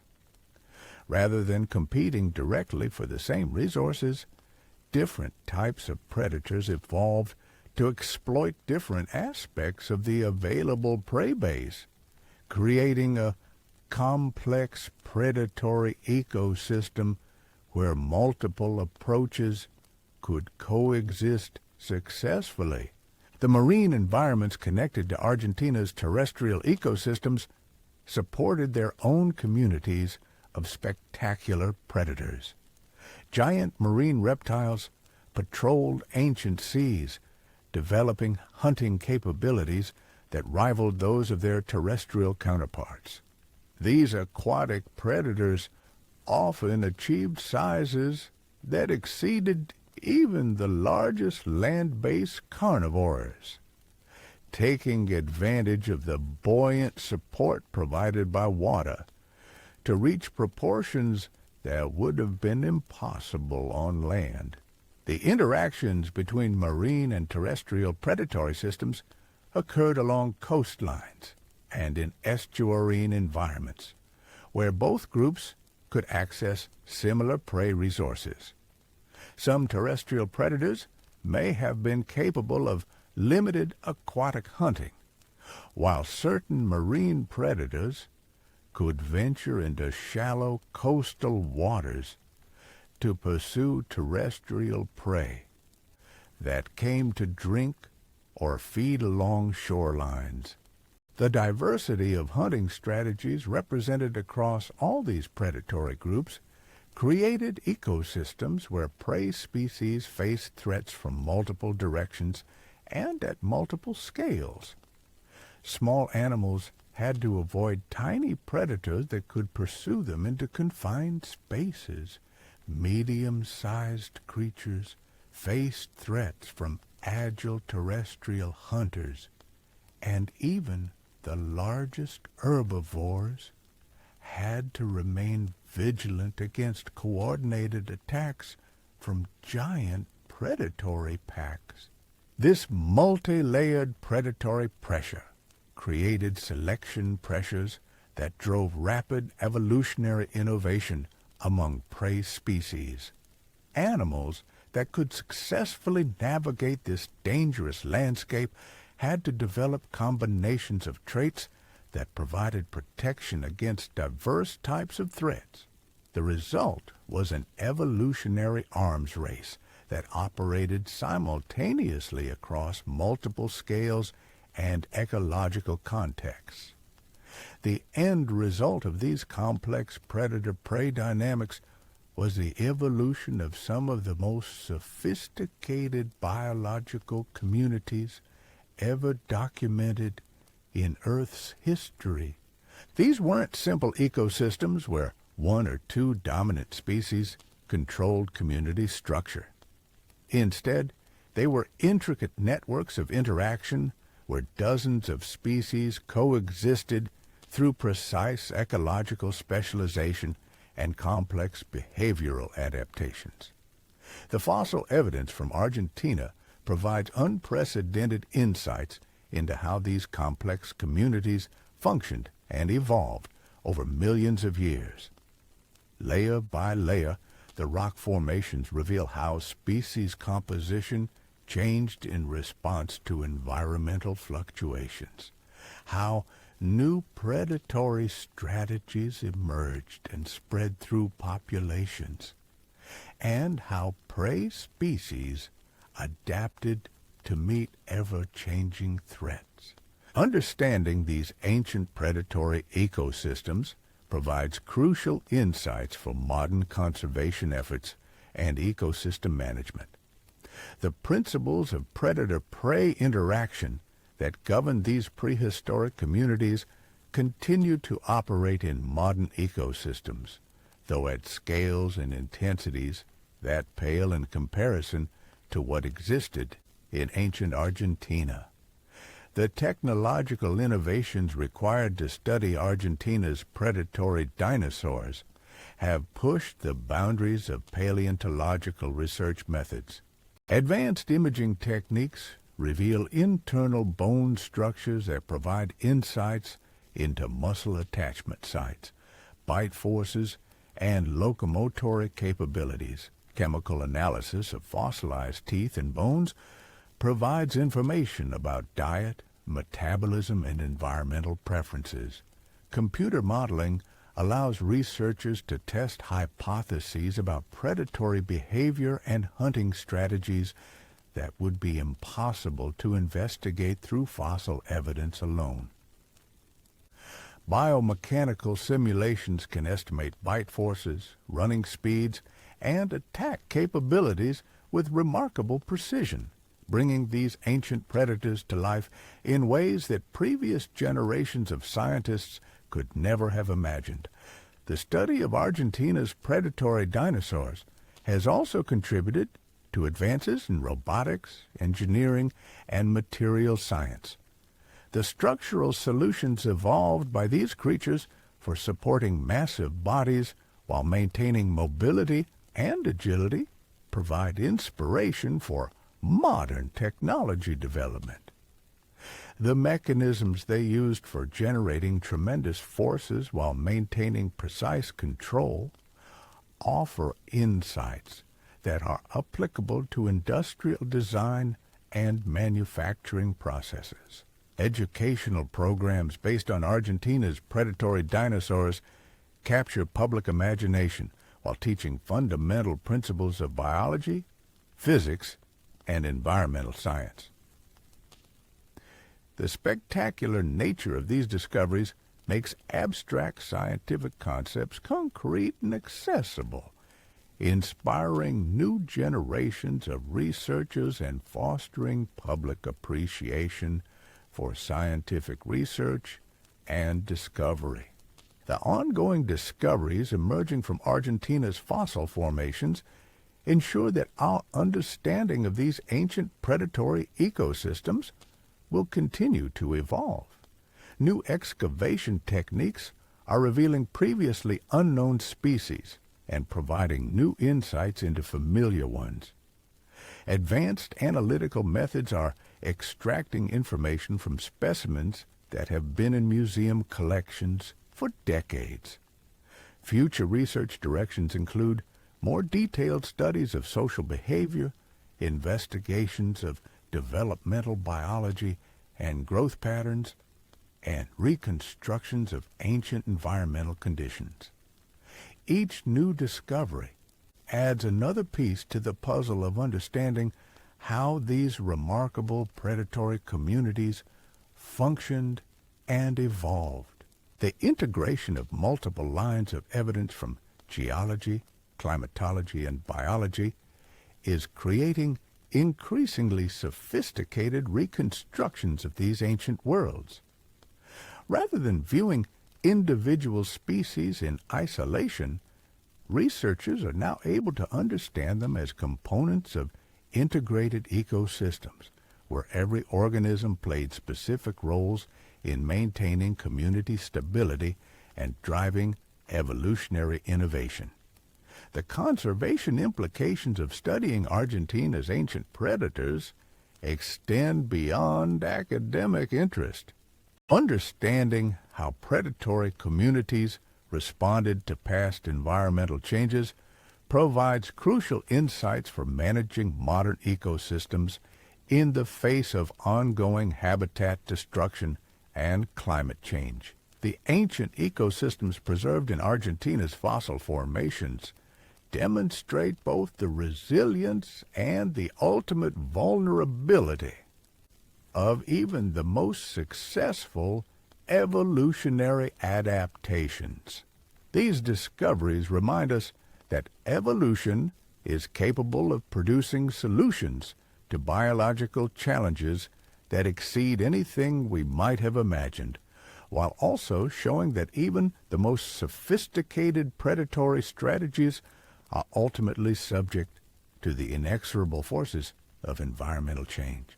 The story written in Argentina's rocks is ultimately a story about the creativity, power, and fragility of life itself, preserved across millions of years for us to study, interpret, and learn from.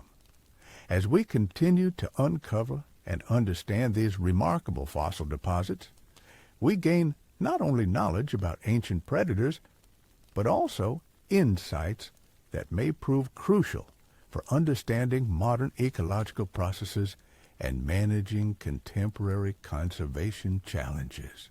The predatory giants of ancient Argentina represent both the pinnacle of evolutionary achievement and a sobering reminder of how quickly even the most successful adaptations can disappear when environmental conditions exceed the limits of biological flexibility. The legacy of Argentina's prehistoric predators extends far beyond the specific creatures preserved in stone. Their discoveries have fundamentally altered our understanding of evolutionary processes, ecological dynamics, and the history of life on Earth. They demonstrate that predation, one of the most fundamental biological processes, can drive innovation and adaptation to levels that transform entire ecosystems and reshape the trajectory of evolution itself. Through continued study of these ancient hunting grounds, we gain appreciation not only for the magnificent predators that once stalked these landscapes, but also for the complex web of relationships that connected every component of these vanished worlds. Each fossil discovery adds another thread to our understanding of how life responds to challenges, exploits opportunities, and ultimately adapts to an ever-changing world. The herbivorous titans that dominated Argentina's ancient landscapes represent perhaps the most audacious biological experiments in Earth's history. When we examine these colossal plant eaters, we're not simply looking at bigger versions of familiar animals. We're witnessing the emergence of living architecture, creatures that redefine the very concept of what a terrestrial vertebrate could become. Picture the engineering marvel that was required to construct a functioning herbivore weighing as much as a modern passenger jet. Every biological system had to be completely reimagined. The heart alone was a pump of staggering proportions, capable of circulating blood through a network that extended vertically for distances equivalent to a 4-story building. The circulatory system required innovations that pushed cardiovascular design beyond anything seen before or since. The necks of these creatures weren't just elongated structures. They were biological cranes of unprecedented sophistication. Each vertebra was a masterpiece of engineering, hollow yet incredibly strong, equipped with complex joint surfaces that allowed precise positioning while supporting tremendous loads. The muscle system that operated these necks had to solve problems that no previous vertebrate had ever encountered. Consider the neural challenges faced by these giants. Their brains had to coordinate movements across bodies so massive that a signal from the head might take measurable time to reach the tail. The nervous systems that evolved to handle these communication delays were marvels of biological engineering, incorporating feedback mechanisms and predictive processing that anticipated movement requirements before they became critical. The digestive challenges were equally extraordinary. These creatures had to process plant material on an industrial scale, converting thousands of pounds of low-quality vegetation into usable energy every single day. Their gut systems became biological factories, with multiple processing chambers, specialized bacterial communities, and mechanical grinding mechanisms that could break down the toughest plant fibers. Some of these herbivorous giants incorporated stone grinding systems into their digestive processes, carefully selecting rocks that functioned as internal mills. These gastroliths weren't randomly swallowed debris. They were precisely chosen tools that enhanced digestive efficiency through mechanical breakdown of plant material. The sophistication of this behavior suggests cognitive capabilities that went far beyond simple feeding responses. The social structures of these herbivorous titans may have been among the most complex ever developed by terrestrial vertebrates. Evidence suggests that some species lived in multi-generational herds where knowledge about food sources, migration routes, and environmental dangers was passed down through cultural transmission rather than genetic programming alone. Young giants faced developmental challenges that were unique in the animal kingdom. They had to grow from relatively small hatchlings to adults weighing dozens of tons, navigating a world where their own size created new problems at every stage of development. The growth rates required to achieve adult size within a reasonable time frame pushed metabolic systems to their absolute limits. The parental care systems that evolved to protect these developing giants were equally remarkable. Adult herbivores had to provide protection, guidance, and nutritional support to offspring for extended periods, during which the young animals were vulnerable to predation despite their rapidly increasing size. The social bonds required to maintain these extended family units suggest emotional and cognitive capabilities that rivaled those of modern mammals. Migration patterns among these herbivorous giants created some of the most spectacular wildlife movements in Earth's history. The seasonal movements of herds containing millions of tons of living biomass would have reshaped entire landscapes through their trampling effects, nutrient distribution, and vegetation modification. These weren't just animal movements. They were geological forces that actively sculpted the environments through which they passed. The feeding strategies employed by different herbivorous species created a complex partitioning of available plant resources. Some specialized in high browsing, using their extraordinary reach to access canopy vegetation that remained untouched by ground-level competitors. Others became living bulldozers, using their massive bulk to knock down entire trees and access nutrient-rich inner bark and fresh growth. Ground-level feeders developed sophisticated selection mechanisms that allowed them to identify and process the most nutritious parts of available vegetation. Their feeding behaviors created distinctive browsing patterns that can still be identified in the fossil record through the types of plant remains found in association with their skeletal remains. The defensive strategies employed by these herbivorous titans were as diverse as their feeding approaches. Some relied purely on size for protection, growing so large that few predators could pose a serious threat. Others developed sophisticated armor systems, elaborate spike arrangements, or weaponized tail structures that could inflict serious damage on attacking carnivores.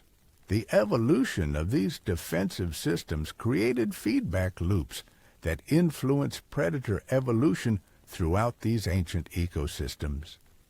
As herbivores developed more effective defenses, predators were forced to evolve more sophisticated attack strategies, leading to an escalating arms race that pushed both groups to unprecedented extremes of specialization. Some herbivorous species developed what paleontologists call mobile fortress strategies, combining massive size with comprehensive armor protection. These creatures could move through dangerous territories with relative impunity, their defensive capabilities allowing them to access food resources in areas where less protected species couldn't venture safely. Others adopted early warning systems, developing enhanced sensory capabilities and communication networks that allowed herds to detect approaching predators from considerable distances. The acoustic communication systems of some species may have been capable of transmitting danger signals across distances measured in miles rather than yards. The thermoregulatory challenges faced by these giants were unlike anything encountered by smaller vertebrates. Their massive bodies generated enormous amounts of metabolic heat, while their relatively small surface-to-volume ratios made heat dissipation difficult. The solutions they evolved included sophisticated circulatory modifications, behavioral thermoregulation, and possibly even controlled evaporation systems. Some species may have developed seasonal migration patterns partly driven by thermoregulatory needs, moving to cooler regions during periods when metabolic heat production became problematic. The energetic costs of these movements would have been enormous, but the alternative of overheating could have been fatal for creatures whose size made rapid cooling impossible. The reproductive strategies of herbivorous giants required solutions to problems that no modern animals face. Mating behaviors had to accommodate the mechanical challenges of creatures whose size made physical contact dangerous for both participants. Nest construction and egg protection required engineering solutions that could support the massive weights involved, while providing adequate protection for developing offspring.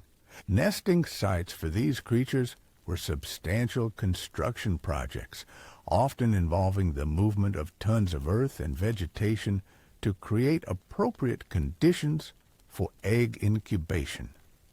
The communal nesting areas used by some species created temporary cities of biological activity, with dozens of families working together to create and maintain optimal breeding conditions. The hatching process for giant eggs presented unique challenges that required specialized adaptations. Young animals had to break out of shells that were proportionally thicker and stronger than those of smaller species, requiring enhanced musculature and specialized hatching tools that were lost as the animals matured. The diversity of body plans among Argentina's herbivorous giants reflects the multiple solutions that evolution discovered for the challenge of achieving extreme size while maintaining biological functionality. Some lineages emphasized neck length, creating creatures that resembled living construction cranes. Others focused on body bulk, developing torso capacities that could accommodate the massive digestive systems required for processing plant material at industrial scales. Limb design varied dramatically among different herbivorous species, reflecting different approaches to supporting and moving tremendous body weights. Some developed pillar-like legs that prioritized strength over speed, creating creatures that moved with deliberate grace across ancient landscapes. Others maintained more gracile proportions that allowed greater mobility at the cost of some structural robustness. The tail designs of these creatures served multiple functions beyond simple balance and locomotion. Some species developed tails that functioned as counterbalances for their massive necks, allowing precise head positioning without compromising stability. Others evolved tails that served defensive functions, equipped with clubs, spikes, or whip-like extensions that could deter attacking predators. The skin and integumentary systems of these giants had to solve problems related to protection, thermal regulation, and mechanical stress distribution. Some species developed thick, armor-like skin that could resist predator attacks and environmental hazards. Others evolved more flexible integuments that allowed the complex movements required for feeding and social behaviors. Evidence from fossilized skin impressions suggests that some herbivorous giants possessed elaborate display structures, including colorful patterns, textural variations, and possibly even specialized sound-producing organs. These features indicate that visual and acoustic communication played important roles in the social behaviors of these creatures. The footprint evidence left by these giants provides direct documentation of their movement patterns, social behaviors, and environmental preferences. Trackways preserved in ancient sediments show that some species traveled in organized herds with specific arrangements of adults and juveniles that maximized protection for vulnerable individuals.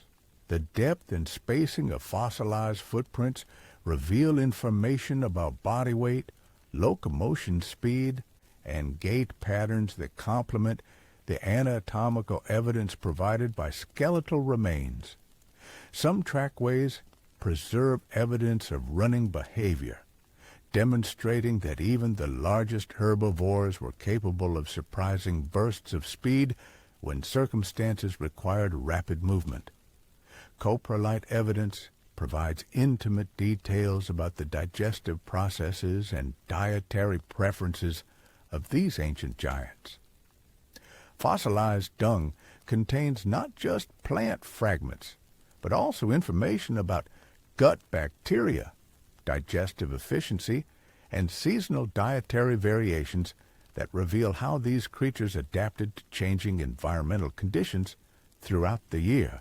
The chemical composition of herbivorous coprolites indicates that some species were capable of processing plant materials that would have been toxic or indigestible to other animals. This suggests the evolution of specialized detoxification systems and symbiotic relationships with gut bacteria that expanded the range of available food sources. Pathology studies of herbivorous giant skeletons reveal the mechanical stresses and injury patterns that resulted from life at extreme size. Bone healing patterns show that these creatures were capable of surviving injuries that would have been fatal to smaller animals, suggesting robust physiological systems and possibly sophisticated behavioral care for injured herd members. The longevity estimates for these giants, based on bone histology and growth patterns, suggest lifespans that may have extended for centuries rather than decades. Such extreme longevity would have created social structures where knowledge and experience could accumulate across multiple generations, leading to increasingly sophisticated behavioral adaptations. The environmental modifications created by herbivorous giants extended far beyond simple vegetation consumption. Their trampling effects created distinctive soil compaction patterns that influenced plant community composition for decades after herds had moved through an area. Their wallowing behaviors created temporary wetlands that supported entirely different ecological communities.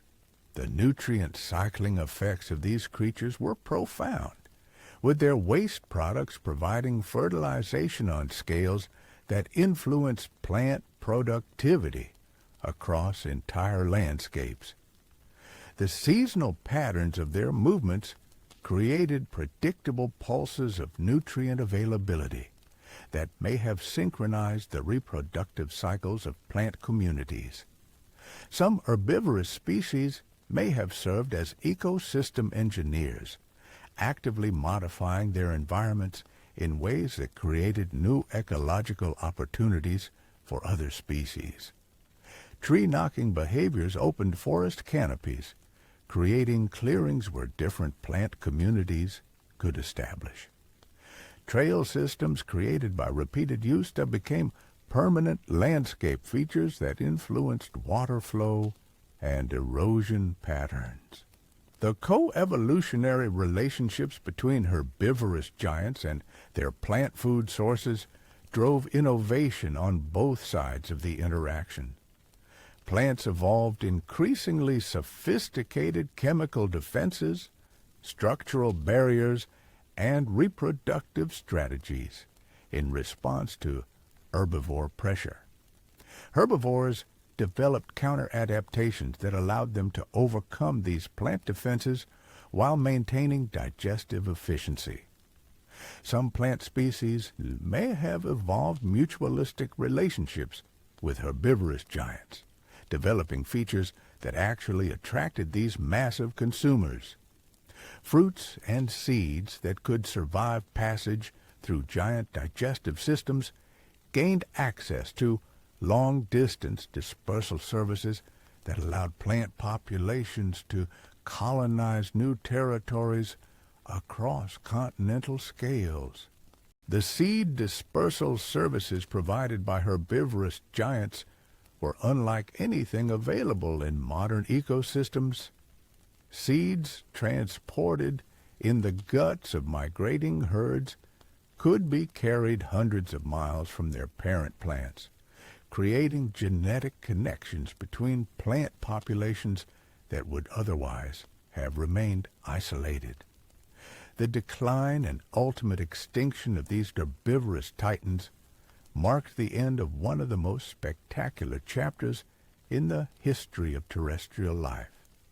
Their disappearance removed ecosystem services and ecological functions that have never been replaced, fundamentally altering the structure and dynamics of plant communities worldwide. Understanding the factors that led to the extinction of these remarkable creatures provides crucial insights for modern conservation efforts. The environmental changes that proved fatal to herbivorous giants demonstrate the ultimate limits of biological adaptation, even for species that had achieved remarkable evolutionary success over millions of years. The legacy of Argentina's herbivorous titans extends far beyond their immediate time and place. Their evolutionary innovations influenced the development of plant communities, predator strategies, and ecosystem dynamics in ways that continued to shape the trajectory of life long after these giants themselves had disappeared from the earth. Modern herbivorous mammals show anatomical and physiological features that can be traced back to innovations first developed by these ancient giants. The digestive strategies, locomotory adaptations, and social behaviors of contemporary species often represent scaled-down versions of solutions originally evolved by creatures that pushed herbivory to its absolute limits. The study of Argentina's herbivorous giants continues to yield new insights about the possibilities and limitations of terrestrial vertebrate design. Each new discovery adds to our understanding of how evolution responds to ecological opportunities and environmental challenges, providing lessons that remain relevant for understanding modern biodiversity and ecosystem function. Computer modeling of these ancient giants has contributed to advances in biomechanics, structural engineering, and material science. The solutions they evolved for supporting massive bodies while maintaining mobility continue to inspire technological innovations in fields ranging from robotics to architectural design. The educational impact of these discoveries extends far beyond scientific circles. The sheer spectacle of creatures that achieve such extraordinary sizes captures public imagination while demonstrating the power of evolutionary processes to produce solutions that exceed human engineering capabilities. Museums worldwide use reconstructions of these giants to teach principles of biology, physics, and environmental science. The ongoing research into Argentina's herbivorous titans ensures that our understanding of these remarkable creatures will continue to evolve. New analytical techniques are revealing previously unknown aspects of their biology, behavior, and ecological relationships. Advanced imaging methods are extracting information from fossils that have been in museum collections for decades.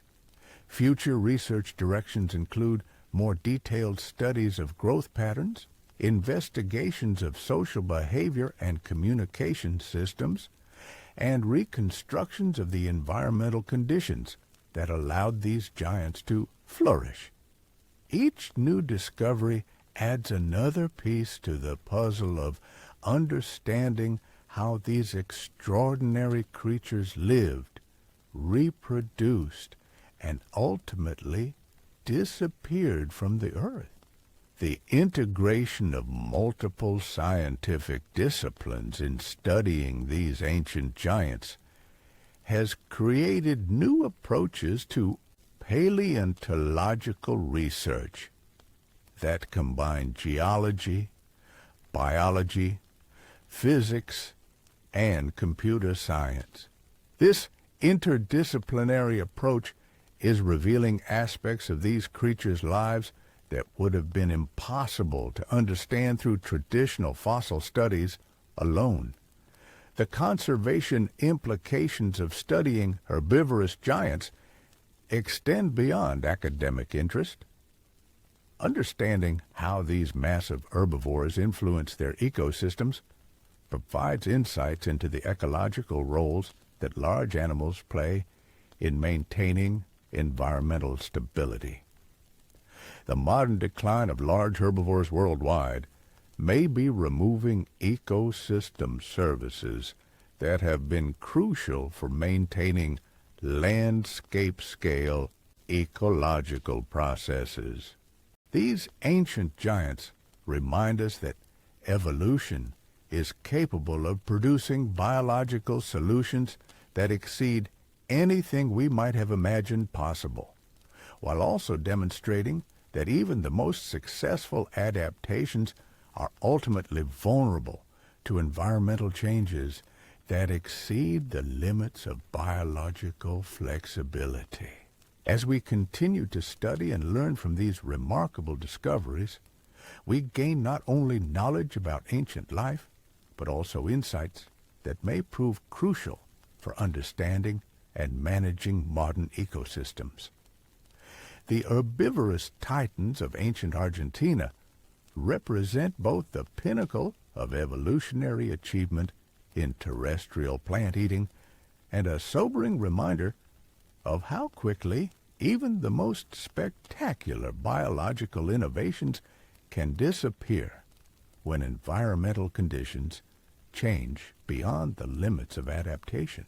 The story of these giants, written in stone and preserved across millions of years, continues to teach us about the creativity, resilience, and ultimate fragility of life on Earth.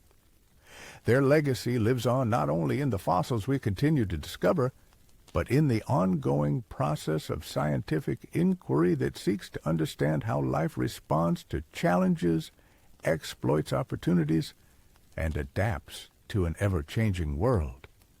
The volcanic landscapes that shaped Argentina's prehistoric world created conditions unlike anything we see on Earth today.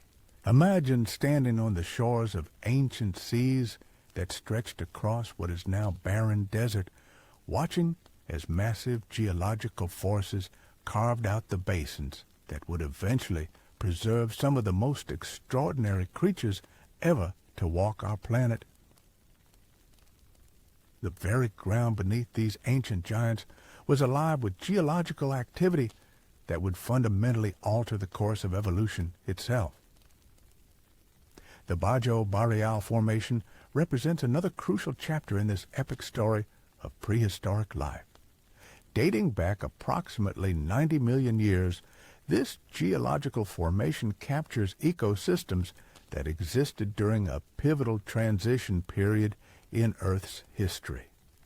The climate was shifting, continents were drifting apart, and life was responding to these changes in ways that would establish patterns lasting millions of years.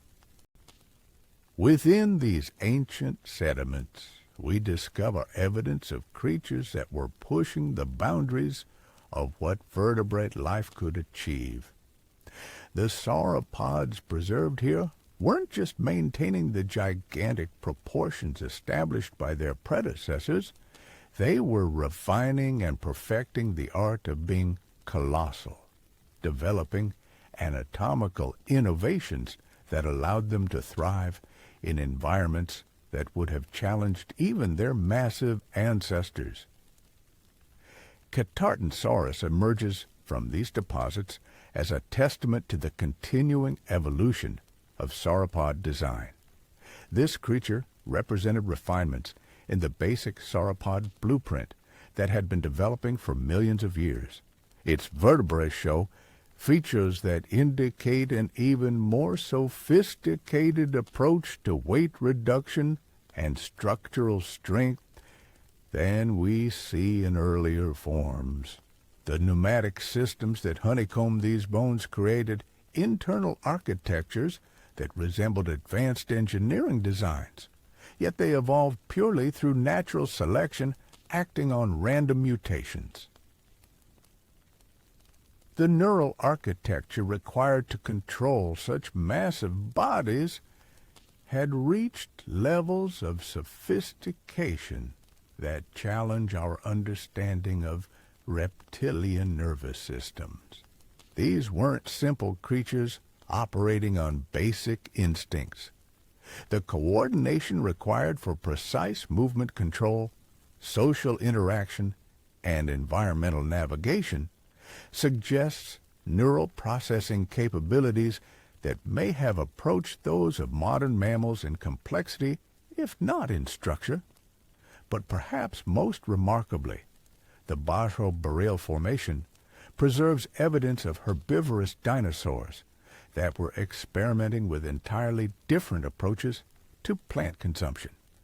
Notohypsilophodon represents a fascinating evolutionary experiment in bipedal herbivory that was unfolding parallel to the evolution of the giants. These smaller plant eaters were developing their own sophisticated solutions to the challenge of extracting maximum nutrition from available vegetation. The coexistence of these different herbivorous strategies within the same ecosystems created complex competitive dynamics that drove continued innovation among plant-eating species. Rather than simply competing for the same resources, different groups were exploring different approaches to herbivory, creating ecological specialization that allowed multiple strategies to succeed simultaneously. The preservation quality in the Bajo Boreal Formation allows us to examine not just the bones of these creatures, but evidence of their behavior, diet, and ecological relationships. Coprolite deposits reveal dietary preferences and digestive capabilities that provide intimate insights into how these animals process the plant communities of their ancient world. The chemical signatures preserved in fossilized dung tell stories of seasonal dietary variations, preferred plant species, and digestive efficiency that bring these creatures to life in unprecedented detail. Trace fossil evidence from this formation includes some of the most spectacular trackway sites ever discovered.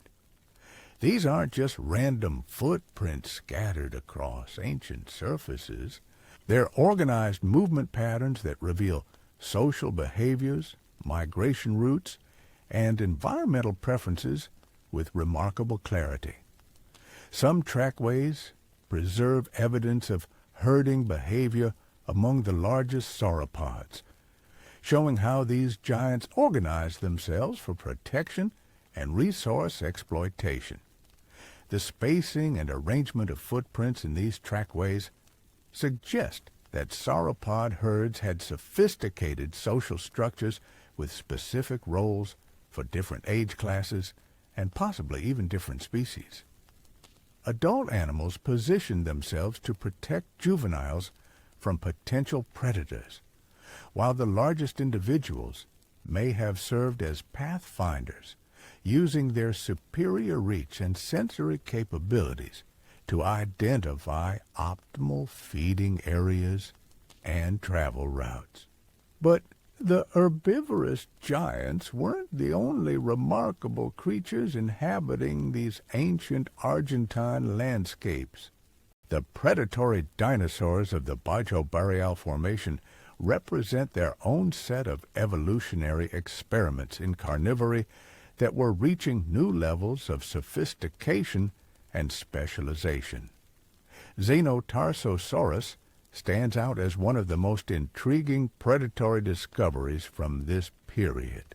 The fusion patterns in its ankle bones suggest locomotory adaptations that were unique among theropod dinosaurs, possibly indicating specialized hunting strategies or environmental adaptations that set it apart from its contemporaries. These anatomical peculiarities hint at ecological roles that may have been filled by no other predators, representing evolutionary solutions to hunting challenges that we can barely imagine. The diversity of predatory strategies preserved in the Bajo Boreal Formation reveals ecosystems where multiple approaches to carnivory could coexist successfully. Rather than a single apex predator dominating all others, we see evidence of complex predatory hierarchies where different species specialized in different prey types, hunting environments, and attack strategies. Some theropods from this formation show evidence of pack hunting behavior that may have been even more sophisticated than what we see in earlier formations. Bone bed discoveries containing multiple individuals of the same predatory species, all apparently dying together, suggest social structures that extended far beyond simple mating relationships. These may have been extended family groups or cooperative hunting units that persisted for years or even decades. The implications of long-term social bonding among large predatory dinosaurs are profound. Such relationships would have required communication systems, hierarchical structures, and cooperative behaviors that challenge our traditional views of reptilian intelligence and social capability. The learning processes involved in maintaining these social bonds and coordinating group activities would have required cognitive capabilities that rivaled those of modern social mammals. Evidence for these complex social behaviors comes not just from bone bed associations, but from the diversity of individual sizes and ages found together.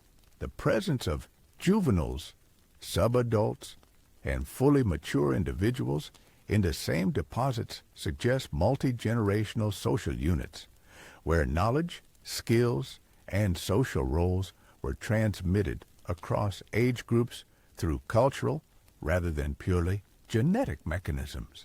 The smaller predators that shared these ecosystems with the giants were conducting their own evolutionary experiments in specialized hunting. Many of these creatures show remarkably bird-like features that highlight the continuing evolution toward true avian flight. Their feather impressions, respiratory adaptations, and skeletal modifications represent steps along the evolutionary pathway that would eventually lead to the incredible diversity of modern bird species. Some of these smaller theropods appear to have been experimenting with limited flight capabilities, developing features that would have allowed gliding or powered flight over short distances. These weren't fully aerial creatures like modern birds, but rather transitional forms that were testing the possibilities of three-dimensional locomotion while maintaining their terrestrial hunting capabilities. The coexistence of terrestrial and semi-aerial predators created hunting dynamics that were unlike anything in modern ecosystems. Prey species had to develop defensive strategies that protected them from attacks coming from multiple directions and operating at different spatial scales. The result was an evolutionary arms race that operated simultaneously in terrestrial and aerial dimensions. Aniksosaurus provides particularly compelling evidence for gregarious behavior among small theropod dinosaurs. The bone bed discoveries associated with this species suggest not just temporary aggregations, but stable social groups that may have persisted throughout the animal's lifetimes. The taphonomic evidence indicates that these groups died together, possibly during seasonal migrations or while seeking shelter during environmental crises. The social behaviors implied by these discoveries would have required sophisticated communication systems and role specialization within groups. Different individuals may have served as sentries, hunters, or caretakers for young animals, creating division of labor that enhanced the survival prospects of the entire group. Such behavioral complexity suggests cognitive capabilities that extended far beyond simple predatory responses. The bone histology of Aniksosaurus specimens reveals growth patterns that support the hypothesis of extended social bonding. The presence of individuals at different developmental stages within the same bone beds suggests that group membership persisted across multiple years, during which time young animals would have learned essential survival skills from older, more experienced group members. But perhaps the most remarkable aspect of the Bajo Boreal Formation is what it reveals about the environmental conditions that supported such diverse and specialized biological communities. The climate during this period was characterized by seasonal variations that created dynamic environmental conditions throughout the year. Wet seasons triggered explosive plant growth that could support massive herbivore populations, while dry seasons concentrated animals around remaining water sources and created opportunities for both predation and social interaction. These seasonal cycles may have driven migration patterns that involved the movement of entire ecosystems across continental-scale landscapes. The energetic demands of such movements would have been enormous, requiring coordination between species and sophisticated navigation capabilities that could guide animals across hundreds or thousands of miles of varied terrain. The plant communities that supported these diverse animal populations were themselves undergoing rapid evolutionary change during this period. The continuing rise of flowering plants was creating new ecological opportunities and challenges that rippled throughout entire food webs.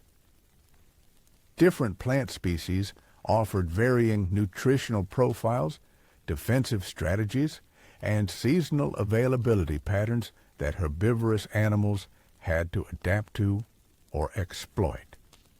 The coevolutionary relationships between plants and herbivores during this period were particularly intense. As plants developed new chemical defenses and structural barriers, herbivores evolved counter-adaptations that allowed them to overcome these obstacles. The result was an escalating cycle of innovation that pushed both groups to develop increasingly sophisticated biological technologies. Some herbivorous species became highly specialized for processing specific types of plant material, developing anatomical and physiological adaptations that allowed them to extract nutrition from vegetation that other species found indigestible or toxic. Others remained generalists, evolving flexible feeding strategies that allowed them to exploit whatever plant resources were most abundant at any given time or location. The diversity of herbivorous strategies represented in the Bajo-Barrel Formation suggests that there were multiple successful approaches to plant consumption, each with its own advantages and limitations. This ecological diversity created opportunities for numerous species to coexist without competing directly for identical resources, supporting the complex biological communities preserved in the fossil record. The preservation of soft tissue impressions and other delicate biological materials in some Bajo-Barrel specimens provides unprecedented insights into the appearance and physiology of these ancient creatures. Skin texture patterns, possible coloration schemes, and even evidence of specialized display structures reveal aspects of these animals' lives that extend far beyond basic anatomy and feeding behavior. Some specimens preserve evidence of elaborate display features that suggest complex social and reproductive behaviors.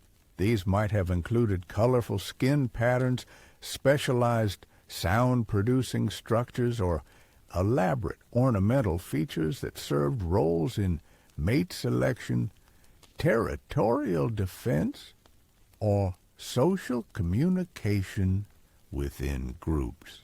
The acoustic capabilities of some species may have been particularly sophisticated, with evidence suggesting that certain dinosaurs possessed vocal structures capable of producing sounds that could be heard over considerable distances.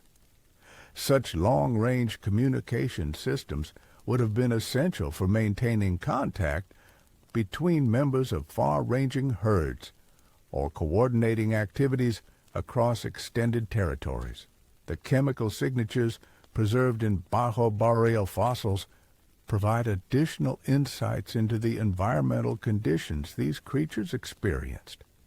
Isotopic analysis reveals information about temperature, precipitation, and atmospheric composition that helps us understand the climate system that supported these diverse biological communities. Temperature reconstruction suggests that the climate during this period was significantly warmer than today, with minimal seasonal temperature variation and no polar ice caps to moderate global climate patterns. This greenhouse climate supported plant growth rates and primary productivity levels that could sustain the enormous herbivore biomass preserved in the fossil record. Atmospheric composition was also dramatically different, with carbon dioxide levels several times higher than modern concentrations. This enhanced greenhouse effect not only warmed the climate, but also acted as a fertilizer for plant growth, increasing the carrying capacity of ecosystems and supporting the evolution of creatures that required enormous amounts of plant material to fuel their metabolisms. The ocean systems that connected to these terrestrial environments were equally remarkable, supporting marine ecosystems that rivaled their terrestrial counterparts in diversity and spectacular adaptations. Giant marine reptiles patrolled ancient seas that were hundreds of feet deeper than modern ocean levels, creating entirely different coastal and marine environments. The interactions between marine and terrestrial systems occurred along extensive coastlines and in vast estuarine environments where both ecological communities could interact and exchange nutrients, organisms, and evolutionary innovations. Some terrestrial species may have been capable of limited marine foraging, while certain marine predators could venture into coastal waters to exploit terrestrial prey resources. These coastal environments were particularly dynamic, with tidal ranges, seasonal flooding patterns, and storm systems that created constantly changing conditions requiring specialized adaptations from the organisms that lived there. The species that thrived in these transitional environments often possessed combinations of traits that allowed them to exploit both terrestrial and aquatic resources. The geological processes that created the Bajo Boreal Formation were themselves integral parts of the environmental system that supported these biological communities.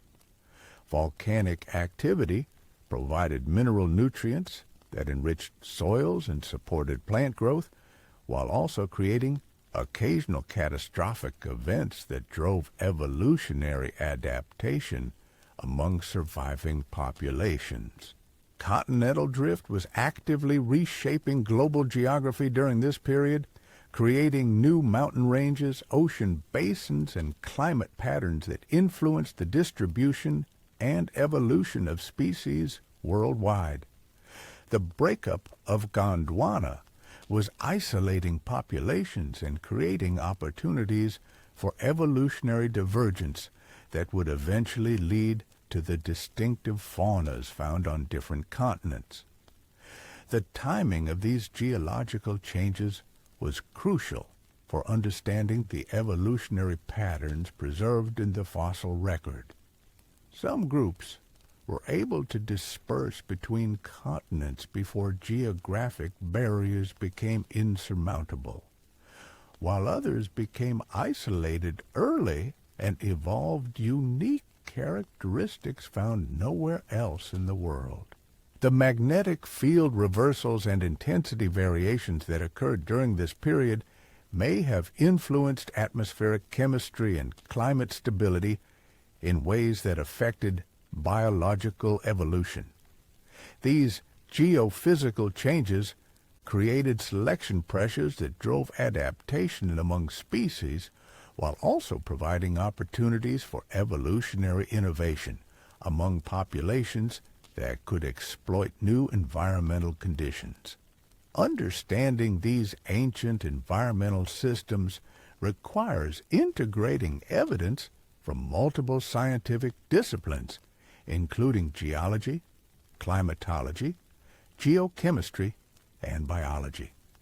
Each type of evidence provides different insights into how these complex systems functioned and evolved over millions of years.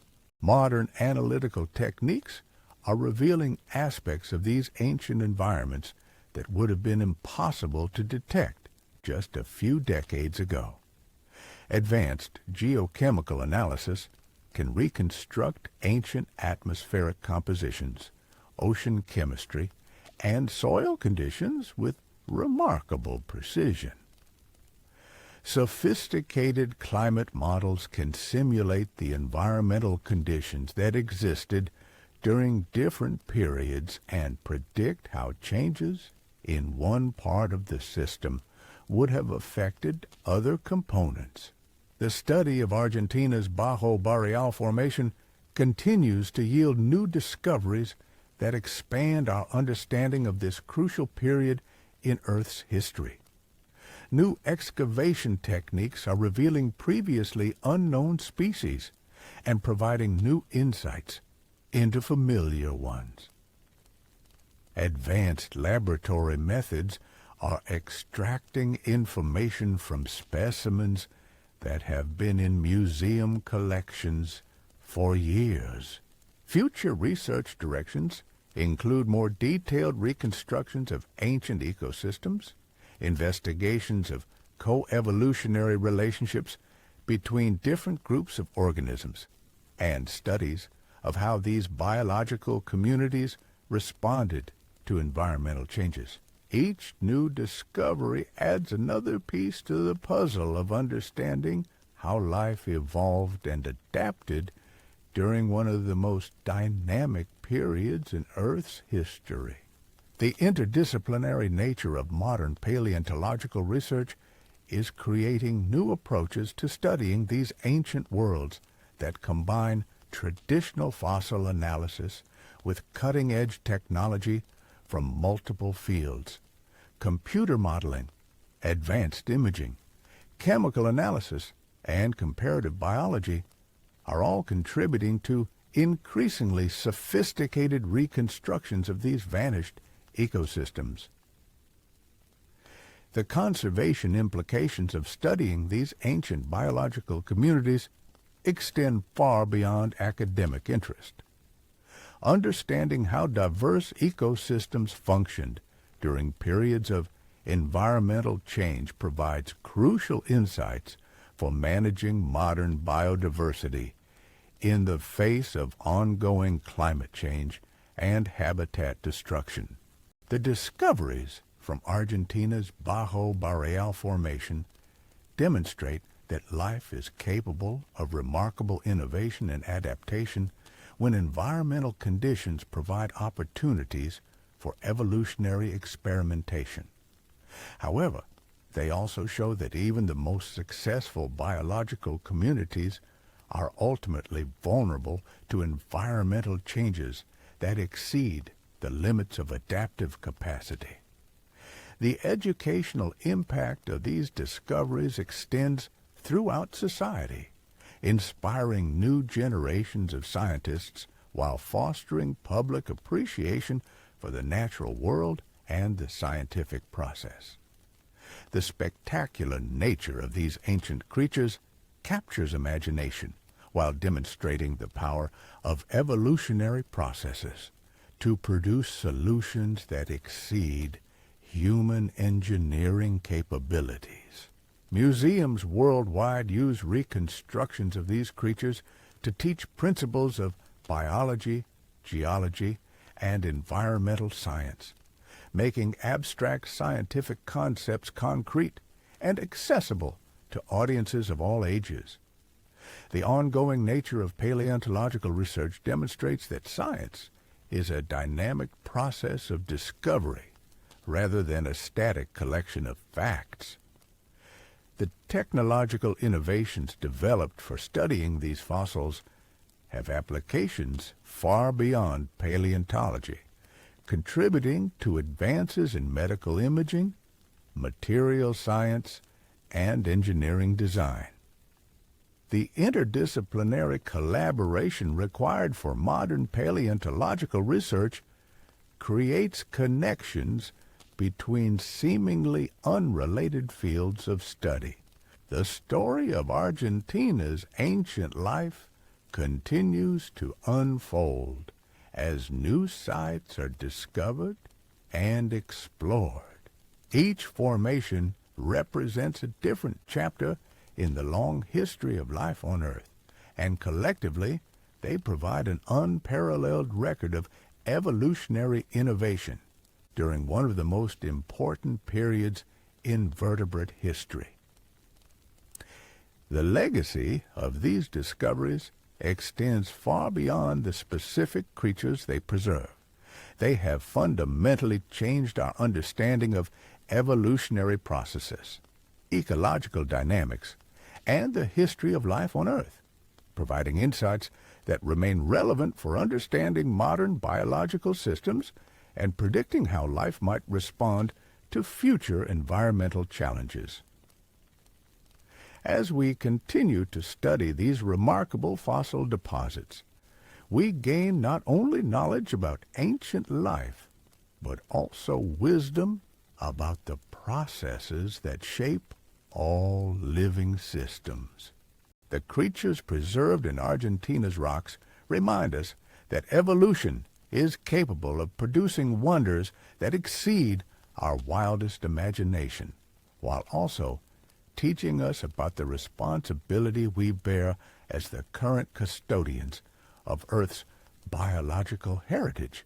The giants of ancient Argentina represent both the pinnacle of evolutionary achievement and a humbling reminder of the ultimate fragility of all life on Earth. Their story, written in stone and preserved across millions of years, continues to teach us about the creativity, resilience, and vulnerability that characterize the ongoing experiment we call life on our remarkable planet. The final act of this prehistoric drama was already being written in the shifting sands and changing skies of ancient Argentina.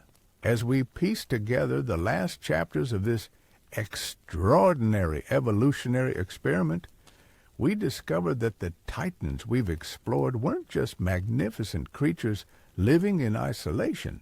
They were participants in a grand biological symphony that was approaching its crescendo, unaware that the music was about to stop forever. The late Cretaceous period in Argentina represents one of those rare moments in Earth's history when everything seemed possible. Evolution had pushed the boundaries of terrestrial vertebrate design to their absolute limits, creating creatures that existed at the very edge of what physics and biology would allow. Yet, even as these giants reached their evolutionary peak, the forces that would bring their reign to an end were already gathering momentum. What makes the final period of dinosaurian dominance so poignant is the sheer diversity and specialization that had been achieved. These weren't primitive creatures struggling to survive in harsh environments. They were sophisticated biological machines, each species representing millions of years of evolutionary refinement and ecological adaptation. The herbivorous Titans had solved every conceivable problem related to processing plant material at massive scales. The predatory giants had developed hunting strategies that could bring down the largest prey animals ever to walk the earth. The flying reptiles had mastered aerial locomotion at sizes that modern physics suggests should have been impossible. The smaller dinosaurs had evolved features so bird-like that the transition to powered flight was nearly complete. Marine reptiles had conquered the oceans with predatory capabilities that rivaled anything on land.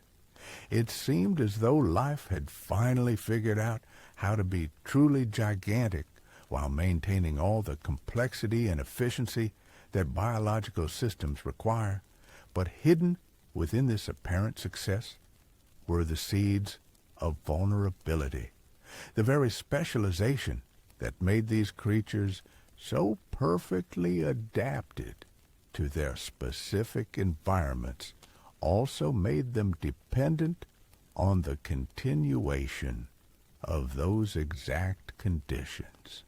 The ecological relationships that supported such massive biomass were intricate webs of interdependence, where the failure of any key component could trigger cascading collapses throughout entire food webs. The climate system that had remained stable for millions of years was beginning to show signs of instability. Volcanic activity was increasing, atmospheric composition was shifting, and the delicate balance between temperature, precipitation, and seasonal patterns that had supported these ecosystems was starting to fluctuate beyond the normal ranges these creatures had adapted to handle. Perhaps most significantly, the breakup of Gondwana had reached a critical point where the geographic isolation of South America was becoming complete. The land bridges that had allowed species to migrate between continents were disappearing beneath rising seas, cutting off the genetic and ecological exchanges that had helped maintain diversity and evolutionary flexibility for millions of years. The fossil record from the latest Cretaceous formations in Argentina captures ecosystems that were still incredibly diverse and productive, but careful analysis reveals subtle signs of the stress that was building within these biological communities. Species turnover rates were beginning to accelerate, with established lineages disappearing and being replaced by new forms at rates that suggested increasing environmental pressure. Some of the most specialized giant species show evidence of population declines and range restrictions during this period. The ecological niches that had supported multiple coexisting species of massive herbivores were beginning to contract, forcing increased competition for resources that had previously been abundant enough to support remarkable diversity. The predatory hierarchies that had maintained stability for millions of years were also showing signs of disruption. Evidence suggests that some apex predator species were experiencing population bottlenecks that reduced their genetic diversity and made them more vulnerable to environmental fluctuations. The complex social structures that had allowed pack hunting among giant carnivores may have been breaking down as population densities declined and territorial ranges expanded. Yet even as these warning signs accumulated, evolution continued to produce remarkable innovations. Some of the most bird-like dinosaurs ever discovered come from the very latest Cretaceous formations, suggesting that the transition to powered flight was accelerating even as traditional dinosaurian body plans were beginning to struggle. It's as if evolution sensed the approaching crisis and was desperately experimenting with new solutions that might allow life to survive whatever was coming. The plant communities that formed the foundation of these ecosystems were also undergoing rapid changes during this period. The rise of flowering plants was accelerating, creating new ecological opportunities while simultaneously disrupting established relationships between herbivores and their traditional food sources. Some dinosaur species were able to adapt to these botanical changes, but others found themselves increasingly dependent on plant communities that were disappearing or changing beyond their adaptive capabilities. The marine ecosystems connected to Argentina's terrestrial environments were experiencing their own forms of stress during this period. Ocean chemistry was beginning to shift in response to increased volcanic activity and changing atmospheric composition. The marine food webs that had supported giant aquatic reptiles were showing signs of instability that would soon cascade through entire ocean basins. The cosmic forces that would ultimately bring the age of giants to an end were already in motion, though their effects wouldn't be felt for thousands of years yet. Somewhere in the asteroid belt, a massive chunk of rock and metal was following an orbital path that would eventually intersect with Earth's trajectory. The impact that would create the Chicxulub crater was still in the future, but the biological communities it would devastate were already showing signs of the vulnerability that would make that catastrophe so decisive. When we examine the final fossil assemblages from Argentina's latest Cretaceous formations, we see ecosystems that were still functioning, but had lost much of their former resilience.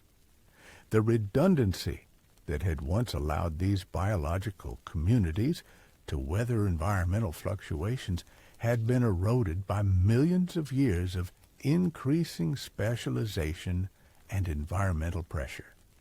The giants that had once seemed invincible were revealed to be remarkably fragile when faced with changes that exceeded their adaptive limits.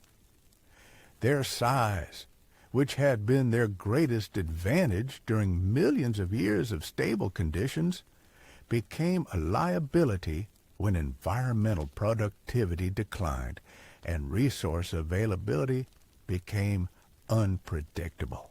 The social structures that had allowed cooperative hunting and herding behaviors began to break down as population densities fell below the threshold necessary to maintain complex group dynamics. Young animals that had once learned essential survival skills through cultural transmission found themselves without teachers as adult mortality rates increased and social units fragmented.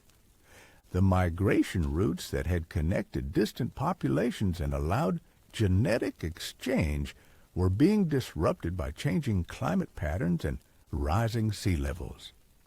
Species that had once maintained continent-wide distributions found themselves isolated in shrinking refugia, where inbreeding depression and genetic drift began to erode their evolutionary potential. Yet the story of Argentina's prehistoric titans isn't ultimately a tragedy of failure and extinction. It's a testament to the incredible creativity and resilience of life itself. The evolutionary innovations developed by these remarkable creatures didn't disappear when their creators went extinct. Many of their adaptations were inherited by surviving lineages that would go on to establish the modern world's biodiversity. The respiratory systems perfected by giant sauropods live on in modern birds, allowing them to achieve the metabolic efficiency necessary for powered flight. The social behaviors developed by predatory dinosaurs established behavioral templates that would later be expressed by mammalian carnivores. The plant processing strategies evolved by herbivorous giants provided the foundation for the digestive systems that allow modern mammals to exploit plant resources with remarkable efficiency. The marine reptiles that ruled Cretaceous seas established ecological roles that would eventually be filled by whales, dolphins, and other marine mammals. The flying reptiles that mastered aerial locomotion at unprecedented sizes demonstrated the possibilities that would later be explored by giant birds and eventually by human aviation technology. Even the extinction event that ended the age of giants served evolutionary purposes, clearing ecological space that allowed new forms of life to diversify and explore adaptive possibilities that had been foreclosed by the dominance of established lineages. The mammals that inherited the Earth after the dinosaurs' extinction carried with them genetic and developmental toolkits that had been established during the time when giants ruled. The preservation of Argentina's fossil record ensures that the legacy of these remarkable creatures extends far beyond their biological inheritance. Every new discovery adds to our understanding of evolutionary processes and ecological dynamics. Every fossil specimen provides insights that help us comprehend how life responds to environmental challenges and exploits new opportunities. The technological innovations required to study these ancient remains continue to push the boundaries of scientific capability. Advanced imaging techniques reveal internal structures and developmental patterns that bring these creatures to life in ways their original discoverers could never have imagined. Chemical analysis of fossilized tissues provides information about metabolism, diet, and environmental conditions that creates increasingly detailed reconstructions of vanished worlds. Computer modeling allows researchers to test hypotheses about behavior, locomotion, and ecological relationships that would be impossible to investigate through fossil evidence alone. These digital reconstructions don't just satisfy scientific curiosity. They provide practical insights that inform modern conservation efforts and environmental management strategies. The educational impact of Argentina's fossil discoveries extends throughout society, inspiring new generations of scientists while fostering public appreciation for the natural world and the scientific process of discovery. Museums worldwide use these specimens to demonstrate principles of evolution, ecology, and environmental science that remain relevant for understanding contemporary biological challenges. The international cooperation required for studying these fossils creates networks of collaboration that transcend political boundaries and cultural differences. Scientists from dozens of countries work together to excavate, analyze, and interpret these remarkable discoveries, demonstrating how shared curiosity about the natural world can unite people across all human divisions. The conservation implications of this research extend far beyond academic interest. Understanding how ancient ecosystems function during periods of environmental stress provides crucial insights for managing modern biodiversity in the face of ongoing climate change and habitat destruction. The giants of ancient Argentina demonstrate both the remarkable adaptability of life and its ultimate vulnerability to environmental changes that exceed adaptive limits. The economic benefits of paleontological research include not only the direct impacts of scientific tourism and museum attendance, but also the technological innovations that emerge from developing new methods for studying ancient life. Techniques pioneered for fossil analysis have found applications in medical imaging, materials testing, and environmental monitoring. The story of Argentina's prehistoric giants reminds us that we are living participants in an ongoing evolutionary experiment that has been unfolding for billions of years. The same forces that shape these ancient creatures continue to operate today, creating new species while driving others to extinction, establishing new ecological relationships while disrupting established ones. Our modern world exists because of the evolutionary innovations and extinctions that preceded us. The atmospheric composition we breathe, the soil systems that support our agriculture, and the biological diversity that provides resources and ecosystem services all bear the fingerprints of ancient processes that reached their peak during the age of giants. As we face our own environmental challenges and consider our species' impact on global ecosystems, the lessons preserved in Argentina's fossil record become increasingly relevant. The giants that once ruled these landscapes achieved remarkable success through millions of years of evolutionary refinement. Yet they ultimately succumbed to environmental changes that exceeded their adaptive capabilities. The responsibility we bear as the current dominant species on Earth is unprecedented in the planet's history. No previous organism has possessed the ability to consciously influence global environmental conditions or make deliberate choices about the future trajectory of life on Earth. The knowledge we've gained from studying ancient life provides both warnings about the consequences of ecological disruption and inspiration about the creative potential that emerges when life is given opportunities to flourish. The continuing discoveries emerging from Argentina's fossil formations ensure that our understanding of these ancient worlds will keep evolving. New excavation sites yield previously unknown species, while advanced analytical techniques extract new information from specimens that have been in museum collections for decades. Each discovery adds another piece to the puzzle of understanding how life has evolved and adapted throughout Earth's long history.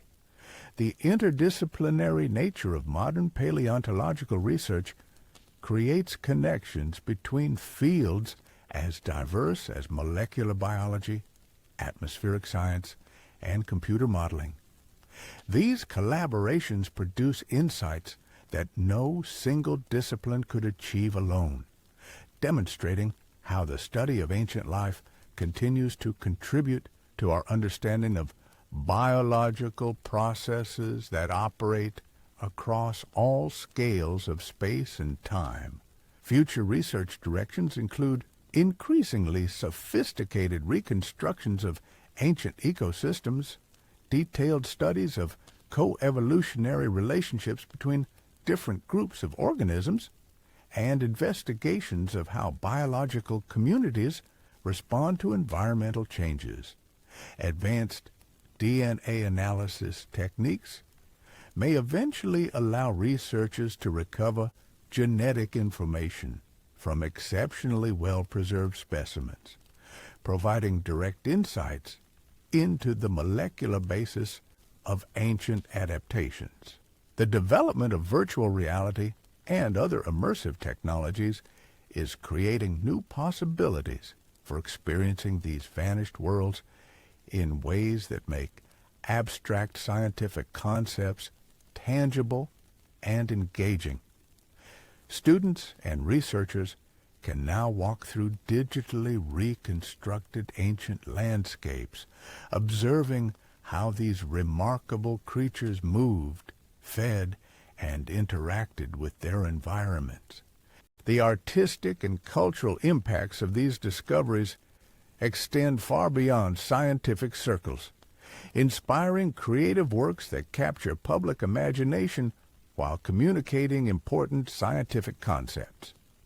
Films, books, and artworks based on Argentina's prehistoric fauna help bridge the gap between specialized research and public understanding, making the results of scientific investigation accessible to audiences worldwide. The philosophical implications of studying these ancient life forms challenge us to consider our own place in the vast sweep of evolutionary history. The giants that once dominated Argentina's landscapes were products of the same evolutionary processes that created our own species. Their remarkable adaptations and ultimate extinction remind us that all life on Earth shares a common heritage and faces similar challenges in adapting to environmental change. As we conclude this journey through Argentina's prehistoric past, we're left with a profound appreciation for both the creativity of evolutionary processes and the responsibility that comes with our current position as Earth's dominant species. The Titans that once ruled these ancient landscapes achieved remarkable success through millions of years of adaptation and innovation. Yet they remind us that even the most spectacular biological achievements are ultimately temporary phenomena in the ongoing story of life on Earth. The fossils preserved in Argentina's rock formations are more than scientific specimens. They're messengers from vanished worlds, carrying information about possibilities that were once real and lessons that remain relevant for understanding our own biological future. Their story continues to unfold through ongoing research, new discoveries, and advancing analytical techniques that reveal previously hidden aspects of their remarkable lives. The legacy of Argentina's prehistoric giants extends far beyond the specific creatures they represent. They demonstrate that evolution is capable of producing solutions to biological challenges that exceed anything we might have imagined possible, while also teaching us about the ultimate fragility of all living systems in the face of environmental change.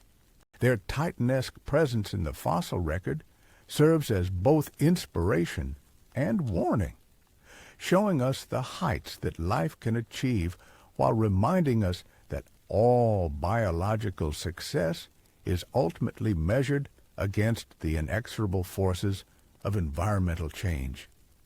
The story written in Argentina's rocks is ultimately our story too, part of the ongoing experiment in biological complexity that we continue to participate in today. As we stand in the shadow of these ancient giants, we're reminded that we are temporary custodians of a biological heritage that stretches back billions of years and will continue long after our own species has passed into the fossil record. The knowledge we gain from studying these remarkable creatures is both a privilege and a responsibility, one that connects us to the deepest patterns of life on Earth, while challenging us to consider what legacy we will leave for future generations to discover and interpret. The Titans of Argentina have spoken across millions of years, and their message is clear. Life is capable of remarkable achievements, but survival ultimately depends on the ability to adapt to change. In a world where environmental conditions are